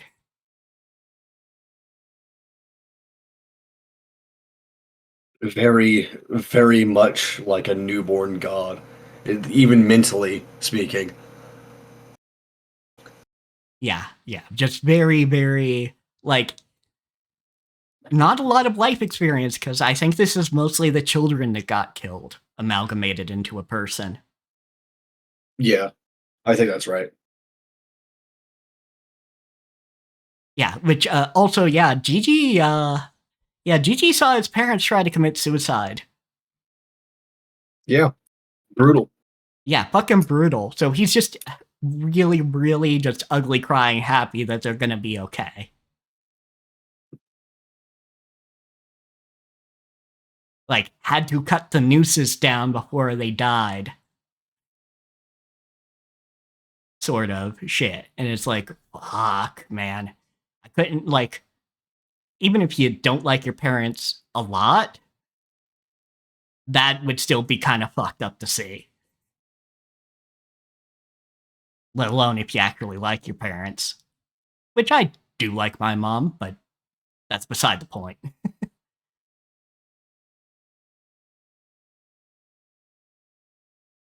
I will hold my tongue on the subject of parents and family.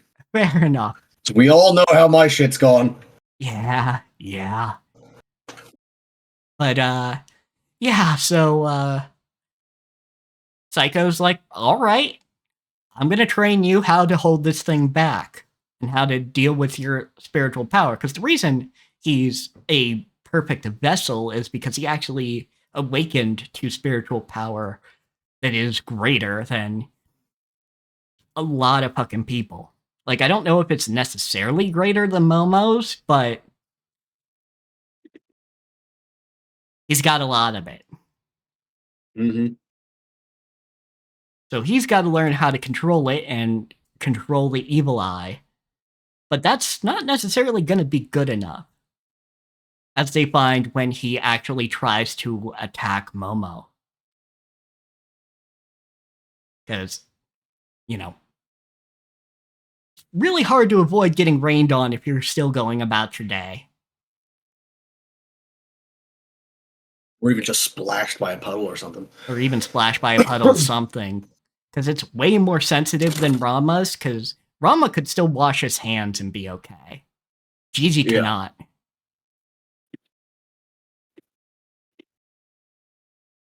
And we do get a bit of Okarun wanting to pay it forward that Psycho helped him. So first he goes to Mr. Shrimp, who we actually find out his name is Peeny Weeny. But we will continue to call him Mr. Shrimp. Yeah, we will continue to call him Mr. Shrimp forevermore. Yes, because the characters do as well. They're like, he's like, in your tongue, you would call it Peeny Weeny. And they're like, okay, Mr. Shrimp. So he first goes to him to learn how to punch good. But he's like, no, I'm not going to teach you. And then Turbo Granny is like, do you want to punch or do you want to learn how to be powerful? Because to a yokai, those are not the same things. Not the same things in the slightest. And when he says, yes, I want to be powerful, she says, all right, come with me, shit for brains. And Ira comes along too. Because she's a stalker. Because she's a stalker. Plus, she could stand. Plus, she got something out of it too. Yeah. And basically, what she teaches Okarun is about moving multiple times in a second. You know, basically move a lot during one of his all-out attacks. Because if you only get two, you've got to make them count. Yeah, basically like teaching him like basic cadence. Yeah, basically beats per minute kind of thing. And they do this through psychopomps that appear in the school's music room. That's not what a psychopomp is. I know. Or not psychopomps, tulpas. Yeah, Tulpa. Yeah, I tulpas. gotta say, like, a psychopomp is a being that guides the The dead to dead, where they need to go. I don't know. Like the Grim Reaper, Charon, etc. Yeah. I don't, and I fucking know that, and my brain still went psychopomp. I don't know why. But yeah, fucking tulpas, psychic beings. Brought about by, hey, these pictures of composers in the music room are kind of fucking creepy.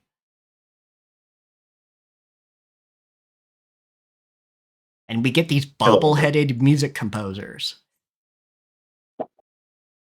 It's like Salieri, Mozart, Bach, and probably Mozart, probably. I already said Mozart. Oh, okay. I just can't call to mind the fourth one for whatever reason. Yeah, but yeah, 4 composers, and it's one of those, you have to move in multiple beats. And Okarun goes, fuck, I can't just make myself do this, but I do know a very fast-paced music that just stirred my soul recently. Mm-hmm. And he fucking headbangs to the music again. Because they basically make a point. Ira, when this training started, could move multiple beats per second faster than Okarun. Yeah, it's because fucking Acrobatic Silky was her spirit acrobatic. She was a ballet dancer. Yeah, ballet dancer. So she gets it already. Okarun needed to figure that out. And he did it through the Hayashi performers. Which it was a really great good shit. Our boy is growing. Yeah, boy is growing. Good tie-in. And he proposed a challenge to Evil Eye once he finished this training up. Which is, you only fight me. I kick your ass and you only fight me. You get stronger and fight me. And it's like every Tuesday they fight. Something like that. And Evil Eye's like, yeah, this is fun. This is fantastic. Man, stop it. And it kind of gives us an idea of why we can't just rely on Evil Eye. Yeah, because like having the power of a god at your beck and call would like kind of invalidate almost everything. Yeah, exactly.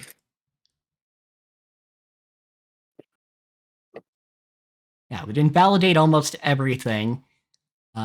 Meanwhile, Gigi is just getting into his ability of spiritual practice, and we'll see him create a beam later. But that's about all he can do, is use a bit of the Evil Eye energy.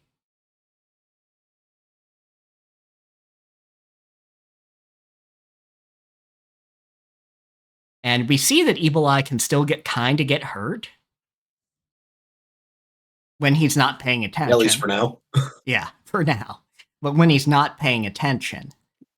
Because he was, like, because fucking aliens attack later, and he's arguing with Ira, and then gets fucking blasted.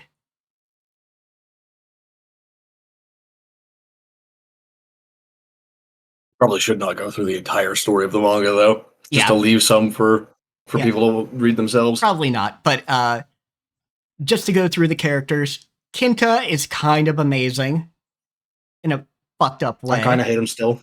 But I don't think he's a bad character or anything. I just kind of hate him. Yeah, he's still kind of annoying, but at least he kind of tones it down. He's not lusting after characters as much. Because he's not like, he's not Mineta from My Hero Academia. He's not that kind of weird pervert. He's just like, he's a guy, a nerdy kid from their school, who likes sci-fi, who went, wait, why is Okarun attracting these very beautiful women? And he hears them talking about gold balls and family jewels. So he assumes, all right, then I just have to make dirty jokes. Which I guess goes about as well as you think. Yeah, goes about as well as you think. But he actually does get to be helpful with his knowledge of sci-fi things, because he does enjoy himself some speculative sci-fi, so he realizes, oh yeah, a cloaking device only works from one angle. Only works perfectly from one angle. Which is actually true for real life stuff, by the way. Yes. I don't know if you guys knew this, that all the people in the audience, we do actually have sort of like invisibility cloaks in quotes. But the problem is it only works from like the one angle. Yeah. So it's not great. Yeah, it's not great. Unless you're talking about stealth jets, then you kind of have some options. But yeah, but that's because you're only supposed to be seeing that from one angle anyway, so it doesn't really matter. Yeah, exactly. But for people Well, you're only supposed to be able to see it from the bottom, so you only have to worry about that one angle. Yeah, exactly. Because those sorts of things like fly much higher than other jets, anyhow. So yeah, absolutely. So yeah, when they see it from another angle, you can see the weird shapes and distortion in space. We also see his ability to craft sci-fi objects once he has a material that responds to his imagination. Then we get the cutest kaiju. She's great. Yep. The cutest kaiju, yeah. Yeah, her name is Bamola. But fandom was actually split on this because that's the biz translation. In Japanese, I guess it is close enough or about the same as Bamora, which is actually a name of a kaiju in like Ultraman or something. That might actually be her name then. Yeah, her name probably is. Considering like how heavily Dawn references other media. Yeah. But I guess calling her Bamola gets around any copyright issues. Yeah. That might come from like an international release.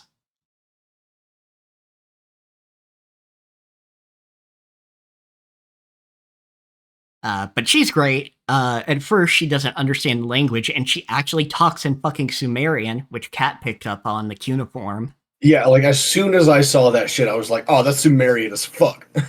Right. Yeah, and I saw one text bubble, and I was just, "Yeah, that's Sumerian." Yeah, I think the problem is I've seen cuneiform in isolation, but not a long text of cuneiform. Yeah, that's fair enough, I guess. So that's why I didn't pick it up until they literally said, "Oh yeah, these are the Sumerians." So we got her. We get fucking vampire obsessed class rep.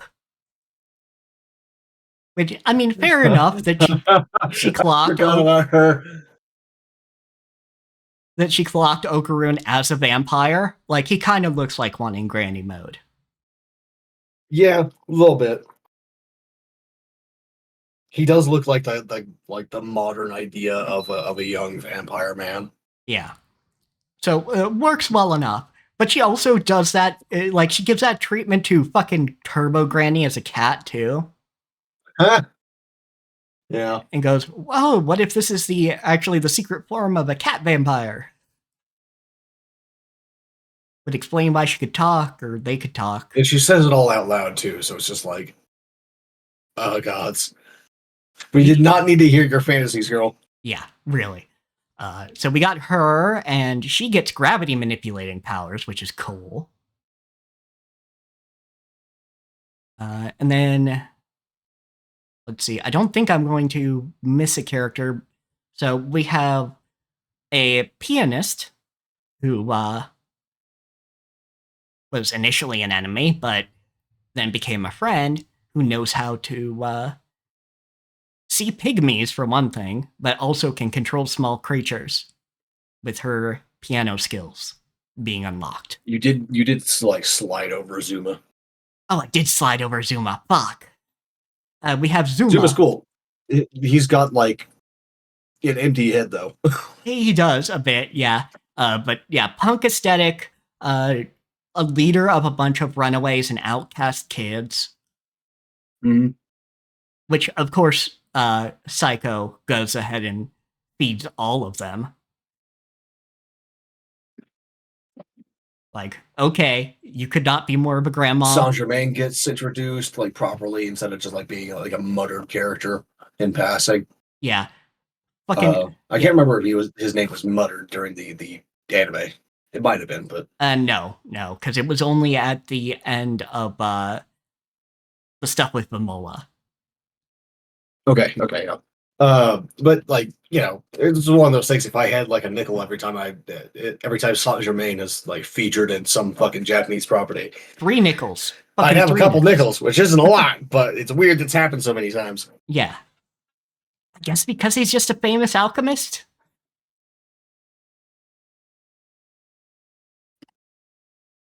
That's all I can come up with for why it's him specifically.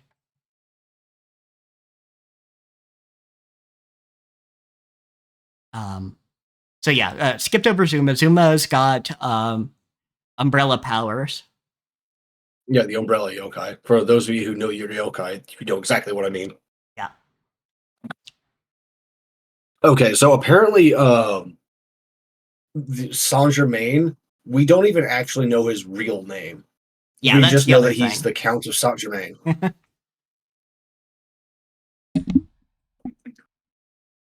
Yeah, that's the other thing is we don't even know his fucking name. And which is weird because he rose to prominence in the mid 18th century, which was only a couple hundred years ago.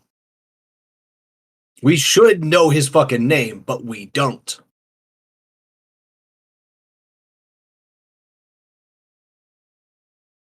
yeah, and he has various attributions in science, alchemy, philosophy, and the arts attributed to him, but we don't know what his name is.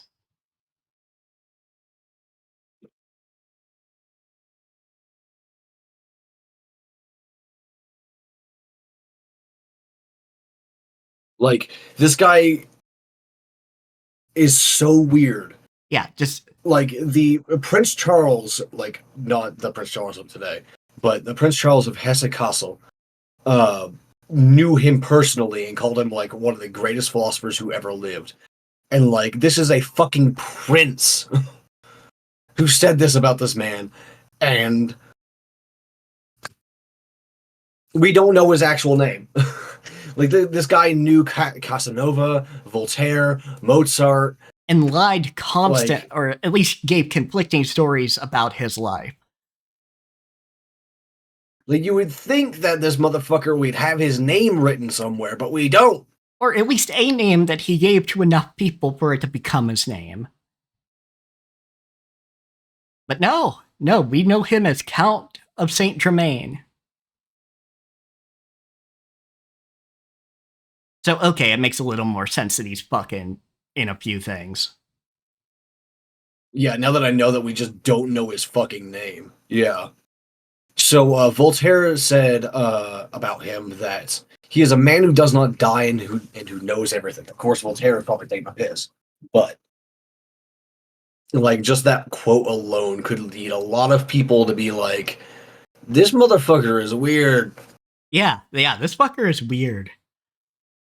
Oh, tangent, but I enjoyed this fucking thing that was going around Blue Sky as an April Fool's thing, which is a bunch of artists just made art of a character that does not exist. So the lesbian that sends me the lesbian shipment every day has sent me a bunch of art of her as well. And it's like,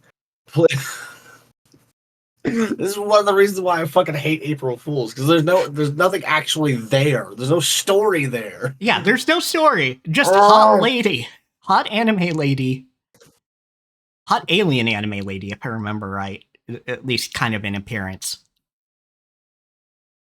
She's supposed to be a Gyaru, I think. Okay.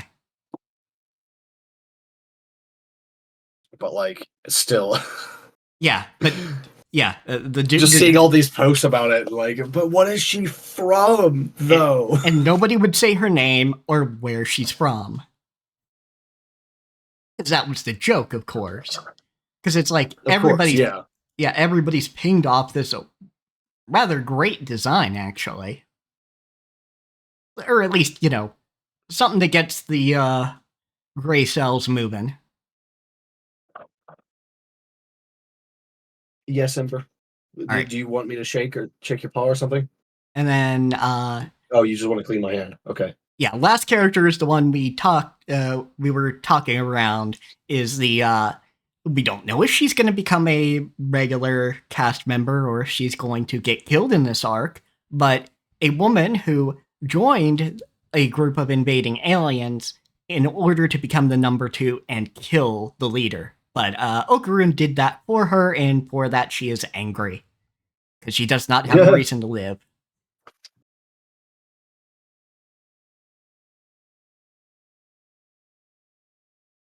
Are you done cleaning my hand now, buddy? Oh, no, he's not. He's not done. Proceed, I suppose. Yeah. So goes ahead and attacks Okarun after Count Saint Germain gives her a new suit. And she wants Does she? I don't remember this bit. Yeah, that's the last chapter that just came out. Oh, I haven't read the new chapter yet. Oh, okay. Sorry. Oh, it's all good. But yeah. But hey, if I get to see her again, I'm good. Yeah, they do kind of imply it. Granted, we haven't seen her face, but after that, because she's in the suit. But yeah, she gets a new suit, attacks Okarun, explains her reasons, and is like, "You destroyed my reason to live. I'm going to kill you and then die myself." That's rude. Yeah, that's real rude, because Okarun's like, "Hey, I'm not your enemy. You literally had the same enemy, and I got to him first."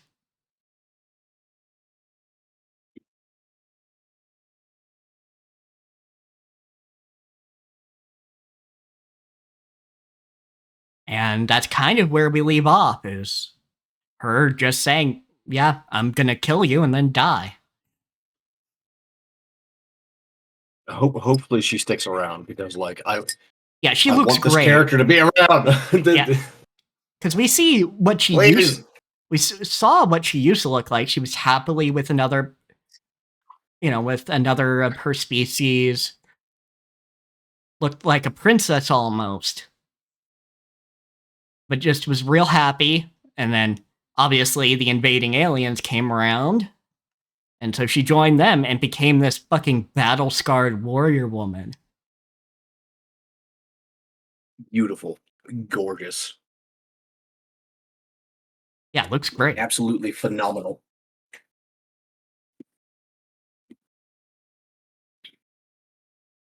Oh, you're right. She does just look like a Gyaru. I think some people do the blue horns on this character like they're real, and some don't. And that's what threw me.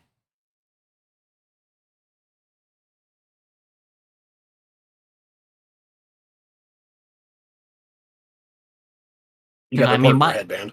Yeah, her headband.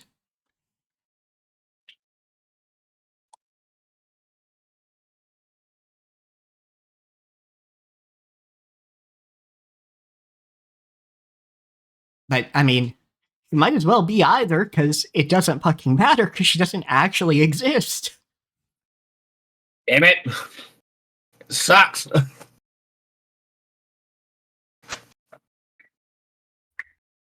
Which, I mean, admittedly, good April Fool's joke. But also, give to me. She looks cool. Thank me, damn it.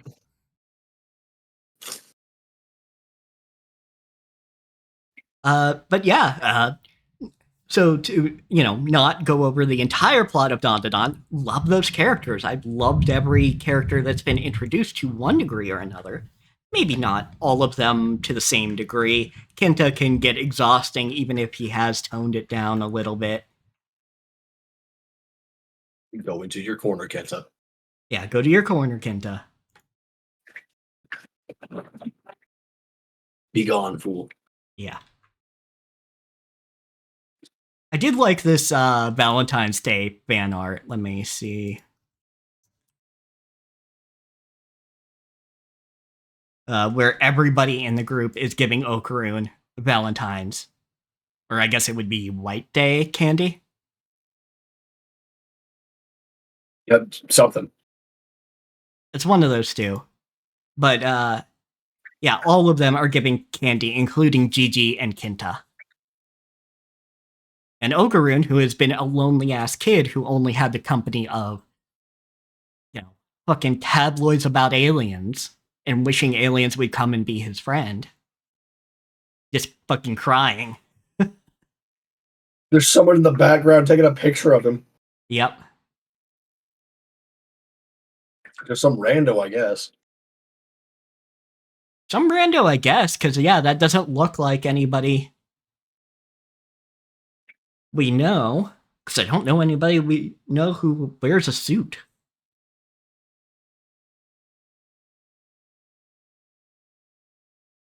Like, I would like to see Psycho in a suit.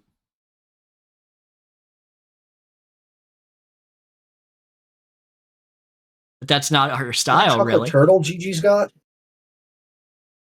I think that's Nessie.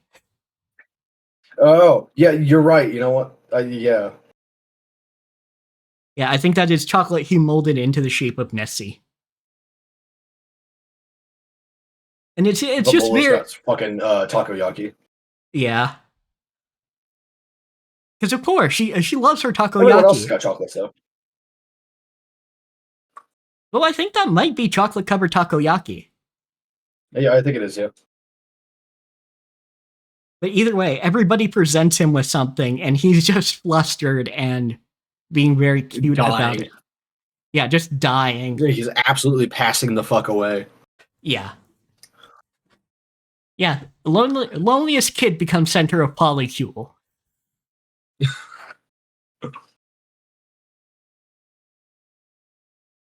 Ever-growing polycule at that. Ever-growing polycule indeed. Because everyone else we mentioned other than the warrior woman is on the rotation of characters that are in the main group. That's who the other guy is. Like, I was looking at this thing going like, who the fuck is this other motherfucker? It's Zuma. Of course.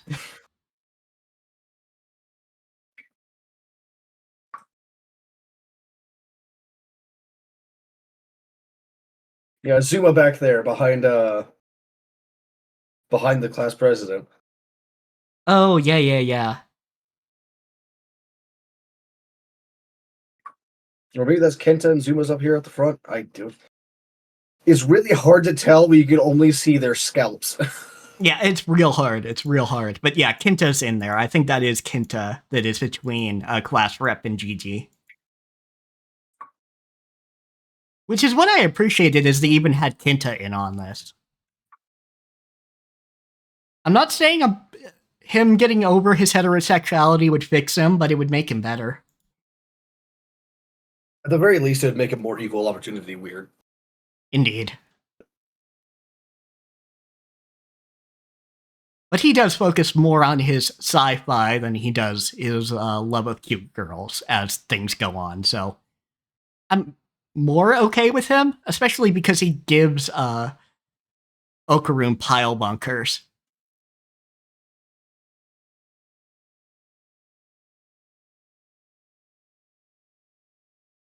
Because, one thing that we didn't go over that I do want to speculate on is Okarun got depowered. Yeah, I mean, the promise always was that when they found both balls, they'd give it back. They'd give the power back to Turbo Granny. And Turbo Granny said, time to pay up, and Okarun went, yeah, deal's the deal. So I wonder how they're going to handle that fight with the evil god. Yeah, though it did occur to me, Okarun's not even there. Okarun's not. True. Yeah, Okarun's not even in that group. Now, maybe if he did have Turbo Granny's power, like, he could have went to join them. Because basically what happened is they need to go to 2 different locations. And Ira was handling stuff at their school. But the issue was that Ira, class rep, and Koki, that's her name, all got caught in that yokai mess while Okarun, Kinta. Yeah, it was Okarun and Kinta have to deal with a couple people chasing them down. Which, actually, if you want to read that chapter real quick, you're a speed reader. I suppose. One second. One second.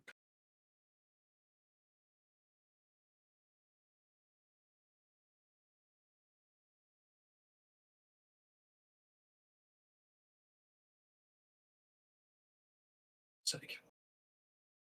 I lost my settings. I gotta fucking.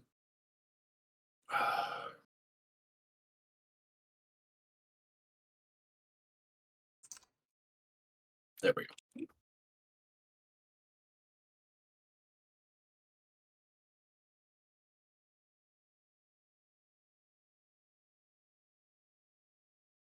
Yeah, they get chased by what's probably a Wanyudo.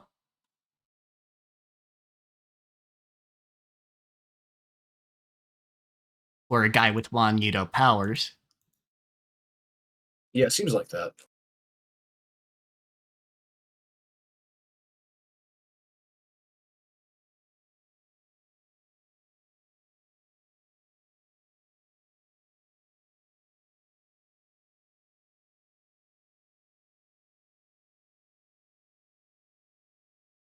Yeah, because even his pants are getting burned by it.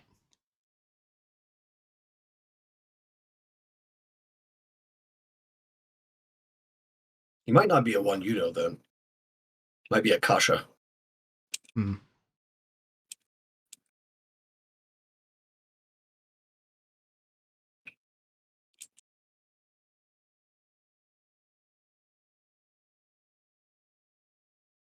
Oh yeah, I think this was the guy that Okarun picked up by the scruff when it came to rumors about Momo, and then he got mad salty about it. And the fact that Okarun's actually getting kind of popular, and even people who aren't in the group are kind of crushing on Okarun now that he's actually fit. Because that is the thing we get to find out when Okarun gets de-grannied. It's the granny removed from him. Is he's actually kind of, on the verge of Charles Atlas superpowers. If not completely there.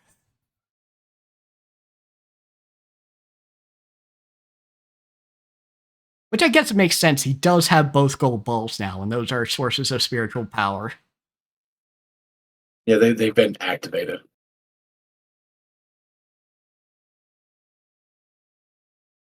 Someone in the comments, I can fix him, guys. Trust to the yokai dude. It's like, Yeah. no, you can't. No, you can't. Yeah, no. No. Dude, rather than trying to improve himself, blames Okarun.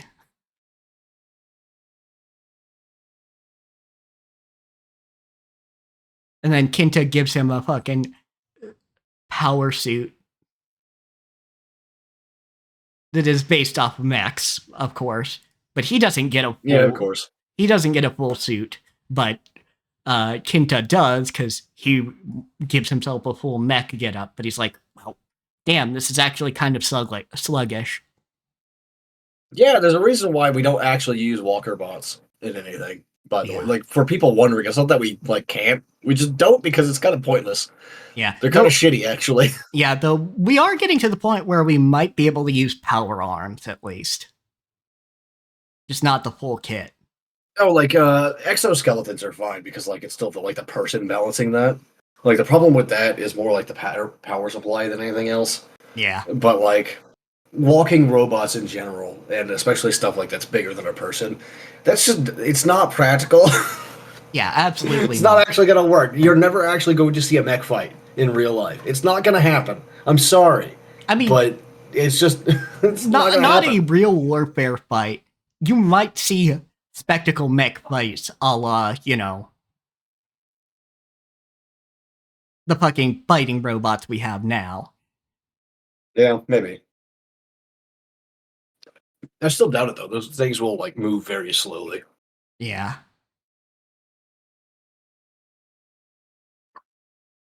And like part of that is a limitation of technology, but the other part is just like pure physics.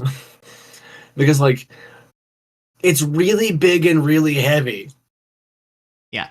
Think about like a semi truck trying to fucking like stop on a dime. It's not gonna happen. Yeah, absolutely not.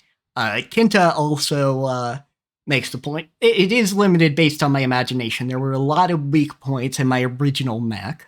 So I carried around a steel paperweight to get used to the hardness of steel. Because it's all based on his imagination. So you've got to broaden your experience of materials at least. I would have gone with titanium at least because like to a human there's no discernible difference in the tensile strength of the two. At least with what like force that we can apply with our hands and arms and everything. But it's a hell of a lot lighter, so yeah. Need to get this boy some fabric made out of spider web. yeah. And let him feel how that works and go, oh yeah, I can just turn. I don't have to manufacture this, which is crazy expensive.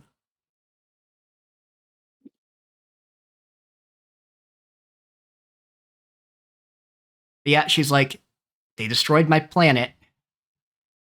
After close to 100 years, I finally became Haster's right-hand man. Which, yeah, this is where we find out his name is fucking Haster. Yay. King in yellow, king in yellow. I thought they were going to save that for later. Like, Lovecraftian bullshit. But I guess I should have thought of that when they started calling, when the Serapos started calling the opposing to the Sumerians the people of Ker.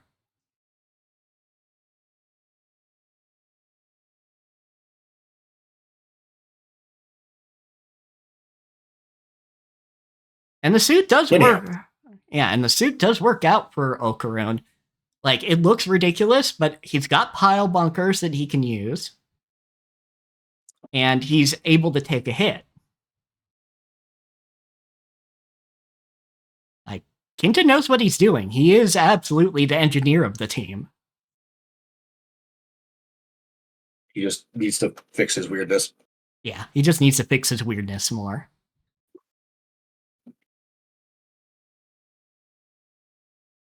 And yeah, we see that she was in love. And had a I'm wonderful... choosing to believe that the other person in that panel in her memory is just like a really butch woman. Yeah. I'm choosing to believe. Yeah. I will hold on to hope until they dash those hopes.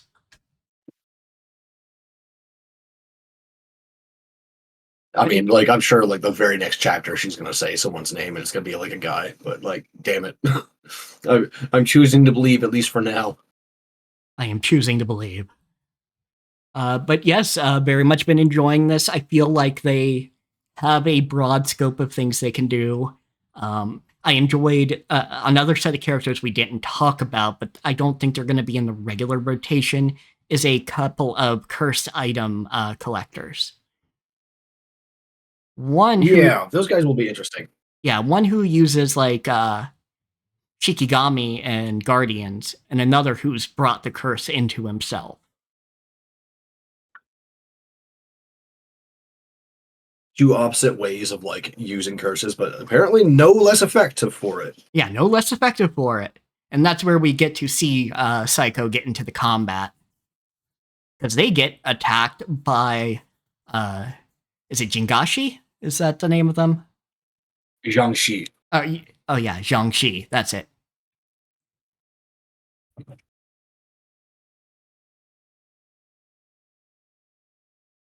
So that was cool. I kind of hope that they train up somebody on the team. Even if it's not necessarily Okarun. Though I think that's one of the possible routes we can go with Okarun's being depowered. Is him learning and basically earning power for himself by mastering a curse in one fashion or another.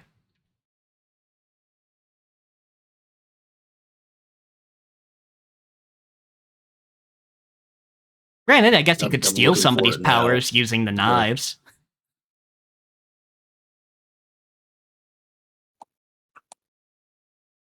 It could. I don't feel I like don't know that's what why it's it gonna be. would. Like, it doesn't. Yeah, it wouldn't be him. Yeah, that wouldn't really be his forte, unless he's stealing powers specifically to neutralize somebody who otherwise doesn't look like they're gonna give up.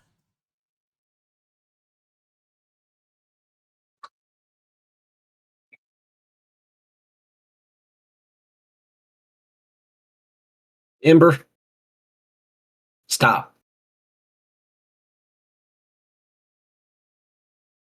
But yeah, I do like the Death Wheels guy.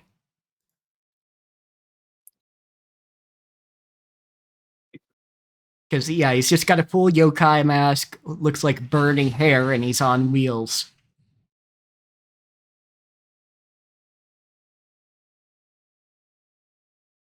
Where are you, Zhongxi? Where are you?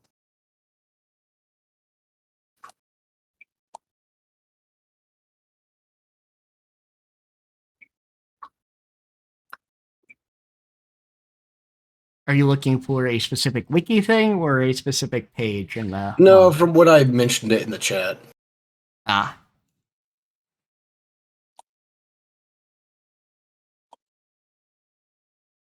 Oh, you can literally just use the search bar Xiangqi.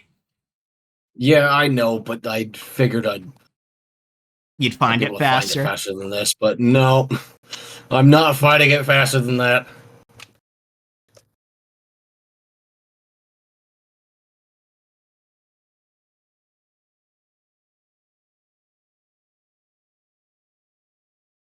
So it's just, I just skimmed that message like a jackass. Okay, yeah, yeah, now for I some thought I may Zhangqi. have like put Brilliant. And then, yeah, I thought I would have put a like a screenshot or something in there, but nope. nope. Oh, so Mother's Basement, Jeff Thu, did just release a video about traumatizing anime. Yeah. And apparently he's got a couple here in this video that it's all like traumatize yourself in 13 episodes or less. And like, okay, I'm gonna have to watch this. Of course. I know that some of them that he's gonna put in this video are I absolutely guaranteed that they're gonna be something that I already mean to watch anyway. But I don't know beyond that yet. Yeah, don't know beyond that. I'm just scanning through and I see Vivi. Yes, I already watched that one. That one's really good. I wouldn't say that's traumatized, but maybe I have different like stretched definition of that. But Vivi is really good. Vivi Fluorite Eyes song. If you guys ever get a chance to like, if you just got like a free weekend sometime, watch it. It's so good. It is about an AI trying to a sapient AI that is not just like a fucking like a bot, but like an actual person in like computer form. Trying to come to terms with her purpose in life being part of music, but like what it means to sing her heart out and trying to figure that out. And there's a lot of action in it because this premise is a lot more than just that, but like that's what like got me. I think it's really good. The music is really good in the show. It's Okay. for a music focused show, like thematically, there's actually not that much music, but Yeah, still, so I'm not going to bring I up really like it. everything on the list in this episode, but I will bring up one that I know very well, which is Plastic Memories. I've heard of it. Probably because of me, at least partially. Oh, I think I saw it in an AMV at one point, looked it up, and then like it's been on my list forever since then. Yeah, because base premise is, yeah, you can basically order a sapient AI to come and be part of your life. There are some rights and responsibilities with that, but you get to interact with them. They can help you out. They can be something like a carer. But the problem is they don't live long. I forget exactly how long it is. Might be like 10 years, I forget. That sounds like the worst fucking thing ever. Yeah, it's like 8. I think it's like 8 years or 10 years, something like that. But it is clearly a sci-fi story talking about grief.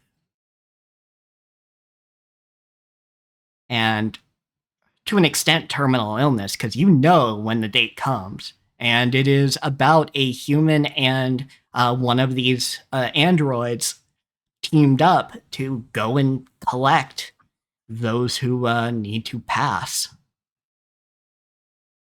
Brutal. Because Like, I don't think I could order an AI like that. It's one thing having a cat or a dog that's gonna pass in 10 to 15 years, but like a full ass person, yeah, a full ass person. no fucking way. I would never. Yeah, exactly.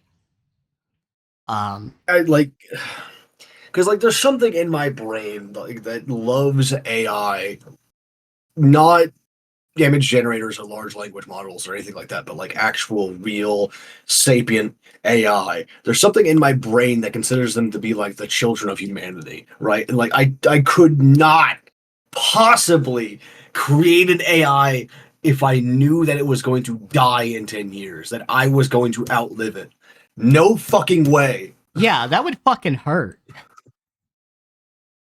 And the Like fact I it don't would even hurt, know if I'd have an emotional response. I'm just like fundamentally opposed to that. yeah, like the fact you're fundamentally opposed to that, like, shows how fucked the scenario it's meant to kind of be. Because it is, to an extent, like, about grief. Because the thing is, basically, if they try to live beyond those 10 years, or whatever it is, there is mental degradation to the point Yeah, that of they course. will hurt humans and loved ones.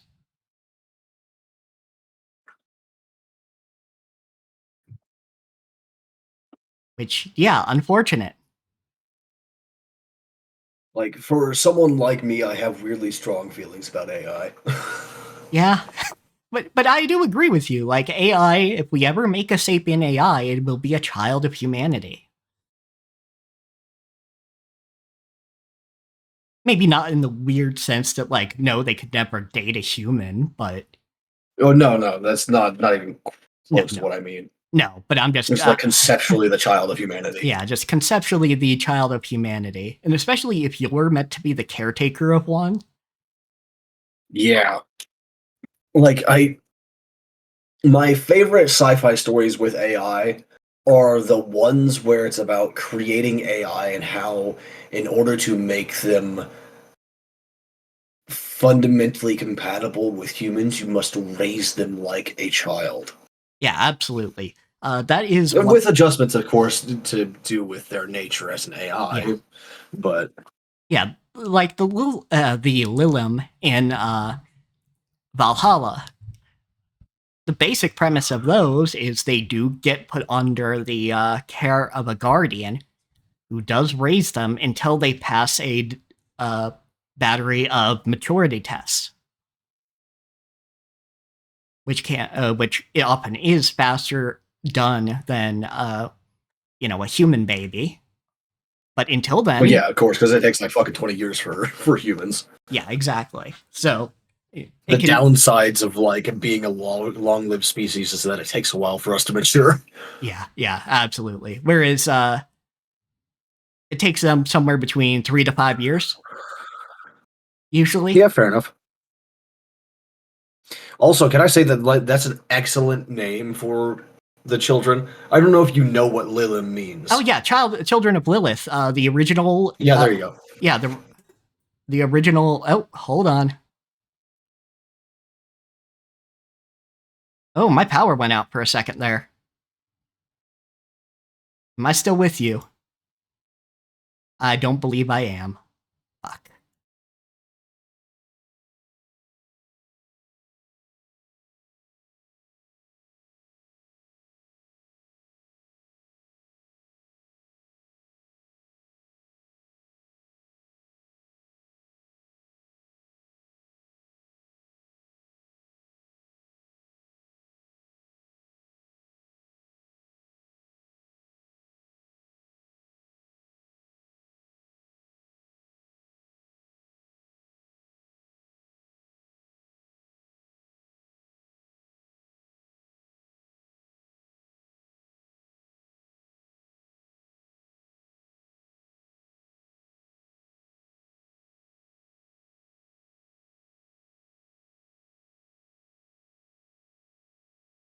All right, so power outage on my end, folks. Sorry for those that are recording who are seeing this. I'm going to pause the recording, and when we get back, we should be back with Kat. All right, folks, we're back. So yeah, power flickered. But yeah, the original AI that the Lilum were based off of in Valhalla was named Lilith. That's excellent. It's like I feel like they did that specifically so they can name the AI Lilum. Almost certainly.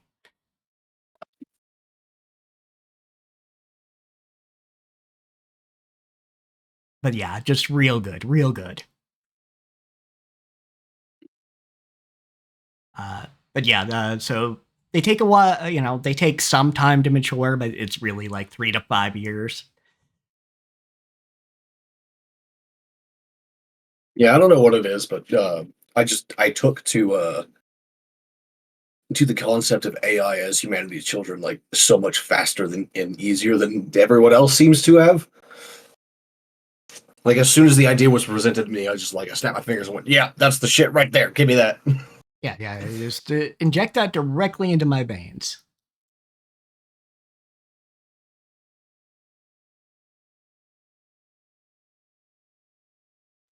So one day we actually will have like an AGI, and I will be 100% here for it. Yeah, for sure. Okay, now I'm mixing my science fiction terms in. AGI, for people who do not know, stands for Artificial General Intelligence. It's the sci-fi term for any AI that is not a super AI, which is also called an ASI, and is not an ANI, which is artificial narrow intelligence, and that's what we currently have right now. Yeah, because we do. So anything that is sapient and isn't like a super intelligence is an AGI. Yeah. Anything roughly human intelligence. Yeah, because honestly, like, I am kind of sad that we did muddy the waters of what an AI is with large language models and generators, or generative AI. Yeah.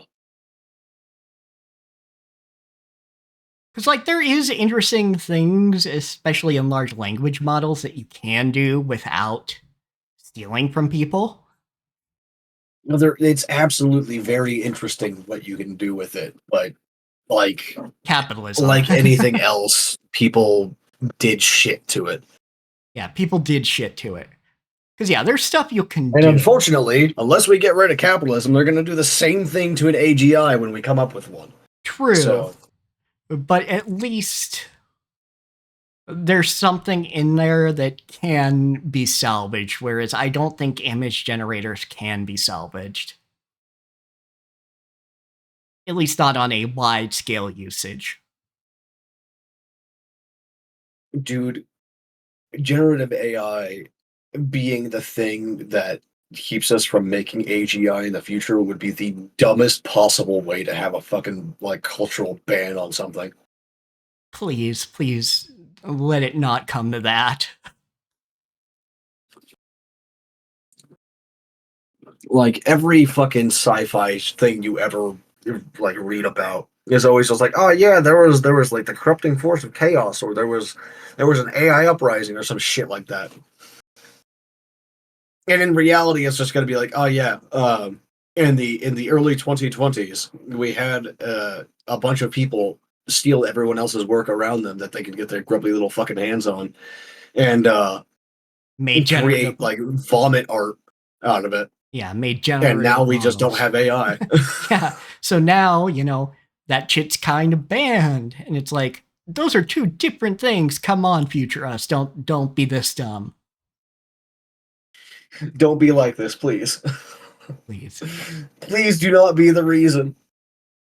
But all right, Like, as long as it's a good reason, I can accept it. But like that, not that. Yeah, Anything no. but that. No. But all right, since I did have that power flicker, though, that's probably a call to, now that we finished that part of the conversation, to let this go. Yeah, I was gonna say, like, there's not much else here. We'll try to watch Ray Earth or Record of Lodos War over the weekend, maybe, kind of.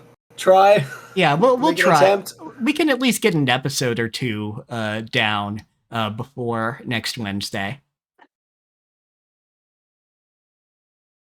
So we have something to I don't talk know, about. like, the older anime always, like, dragged their fucking ass. To get one episode's worth of today's anime out of older stuff, you gotta watch, like, 4 or 5 episodes. That's true. Because, I mean, we noticed that severely with Ranma. Like, they were covering 2 or 3 episodes of the original anime in one episode. Yeah, and it's because, like, you ain't gotta worry, like, as much about TV ratings and shit anymore. People, like, just subscribe directly to the thing. Yeah, people just, they're going to subscribe to Crunchyroll or Viz or something, or they engage in the Yohoho. Yeah. That's me, by the way. But, all right, everybody. You know where the links are. Come, join us. Join the Discord. Yeah, I'm gonna watch the last episode of this season of Solo Leveling. That's what I'm gonna do. I forgot to do that Saturday. Oh, enjoy. Yeah, I'm going to. All right. So, good evening, everybody, and don't do anything I want. Are you sure about that? There's a lot of things that you wouldn't do that, like, probably are okay to do.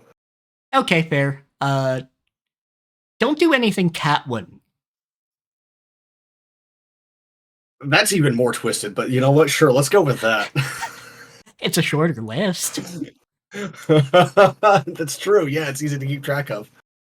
All right, later, folks.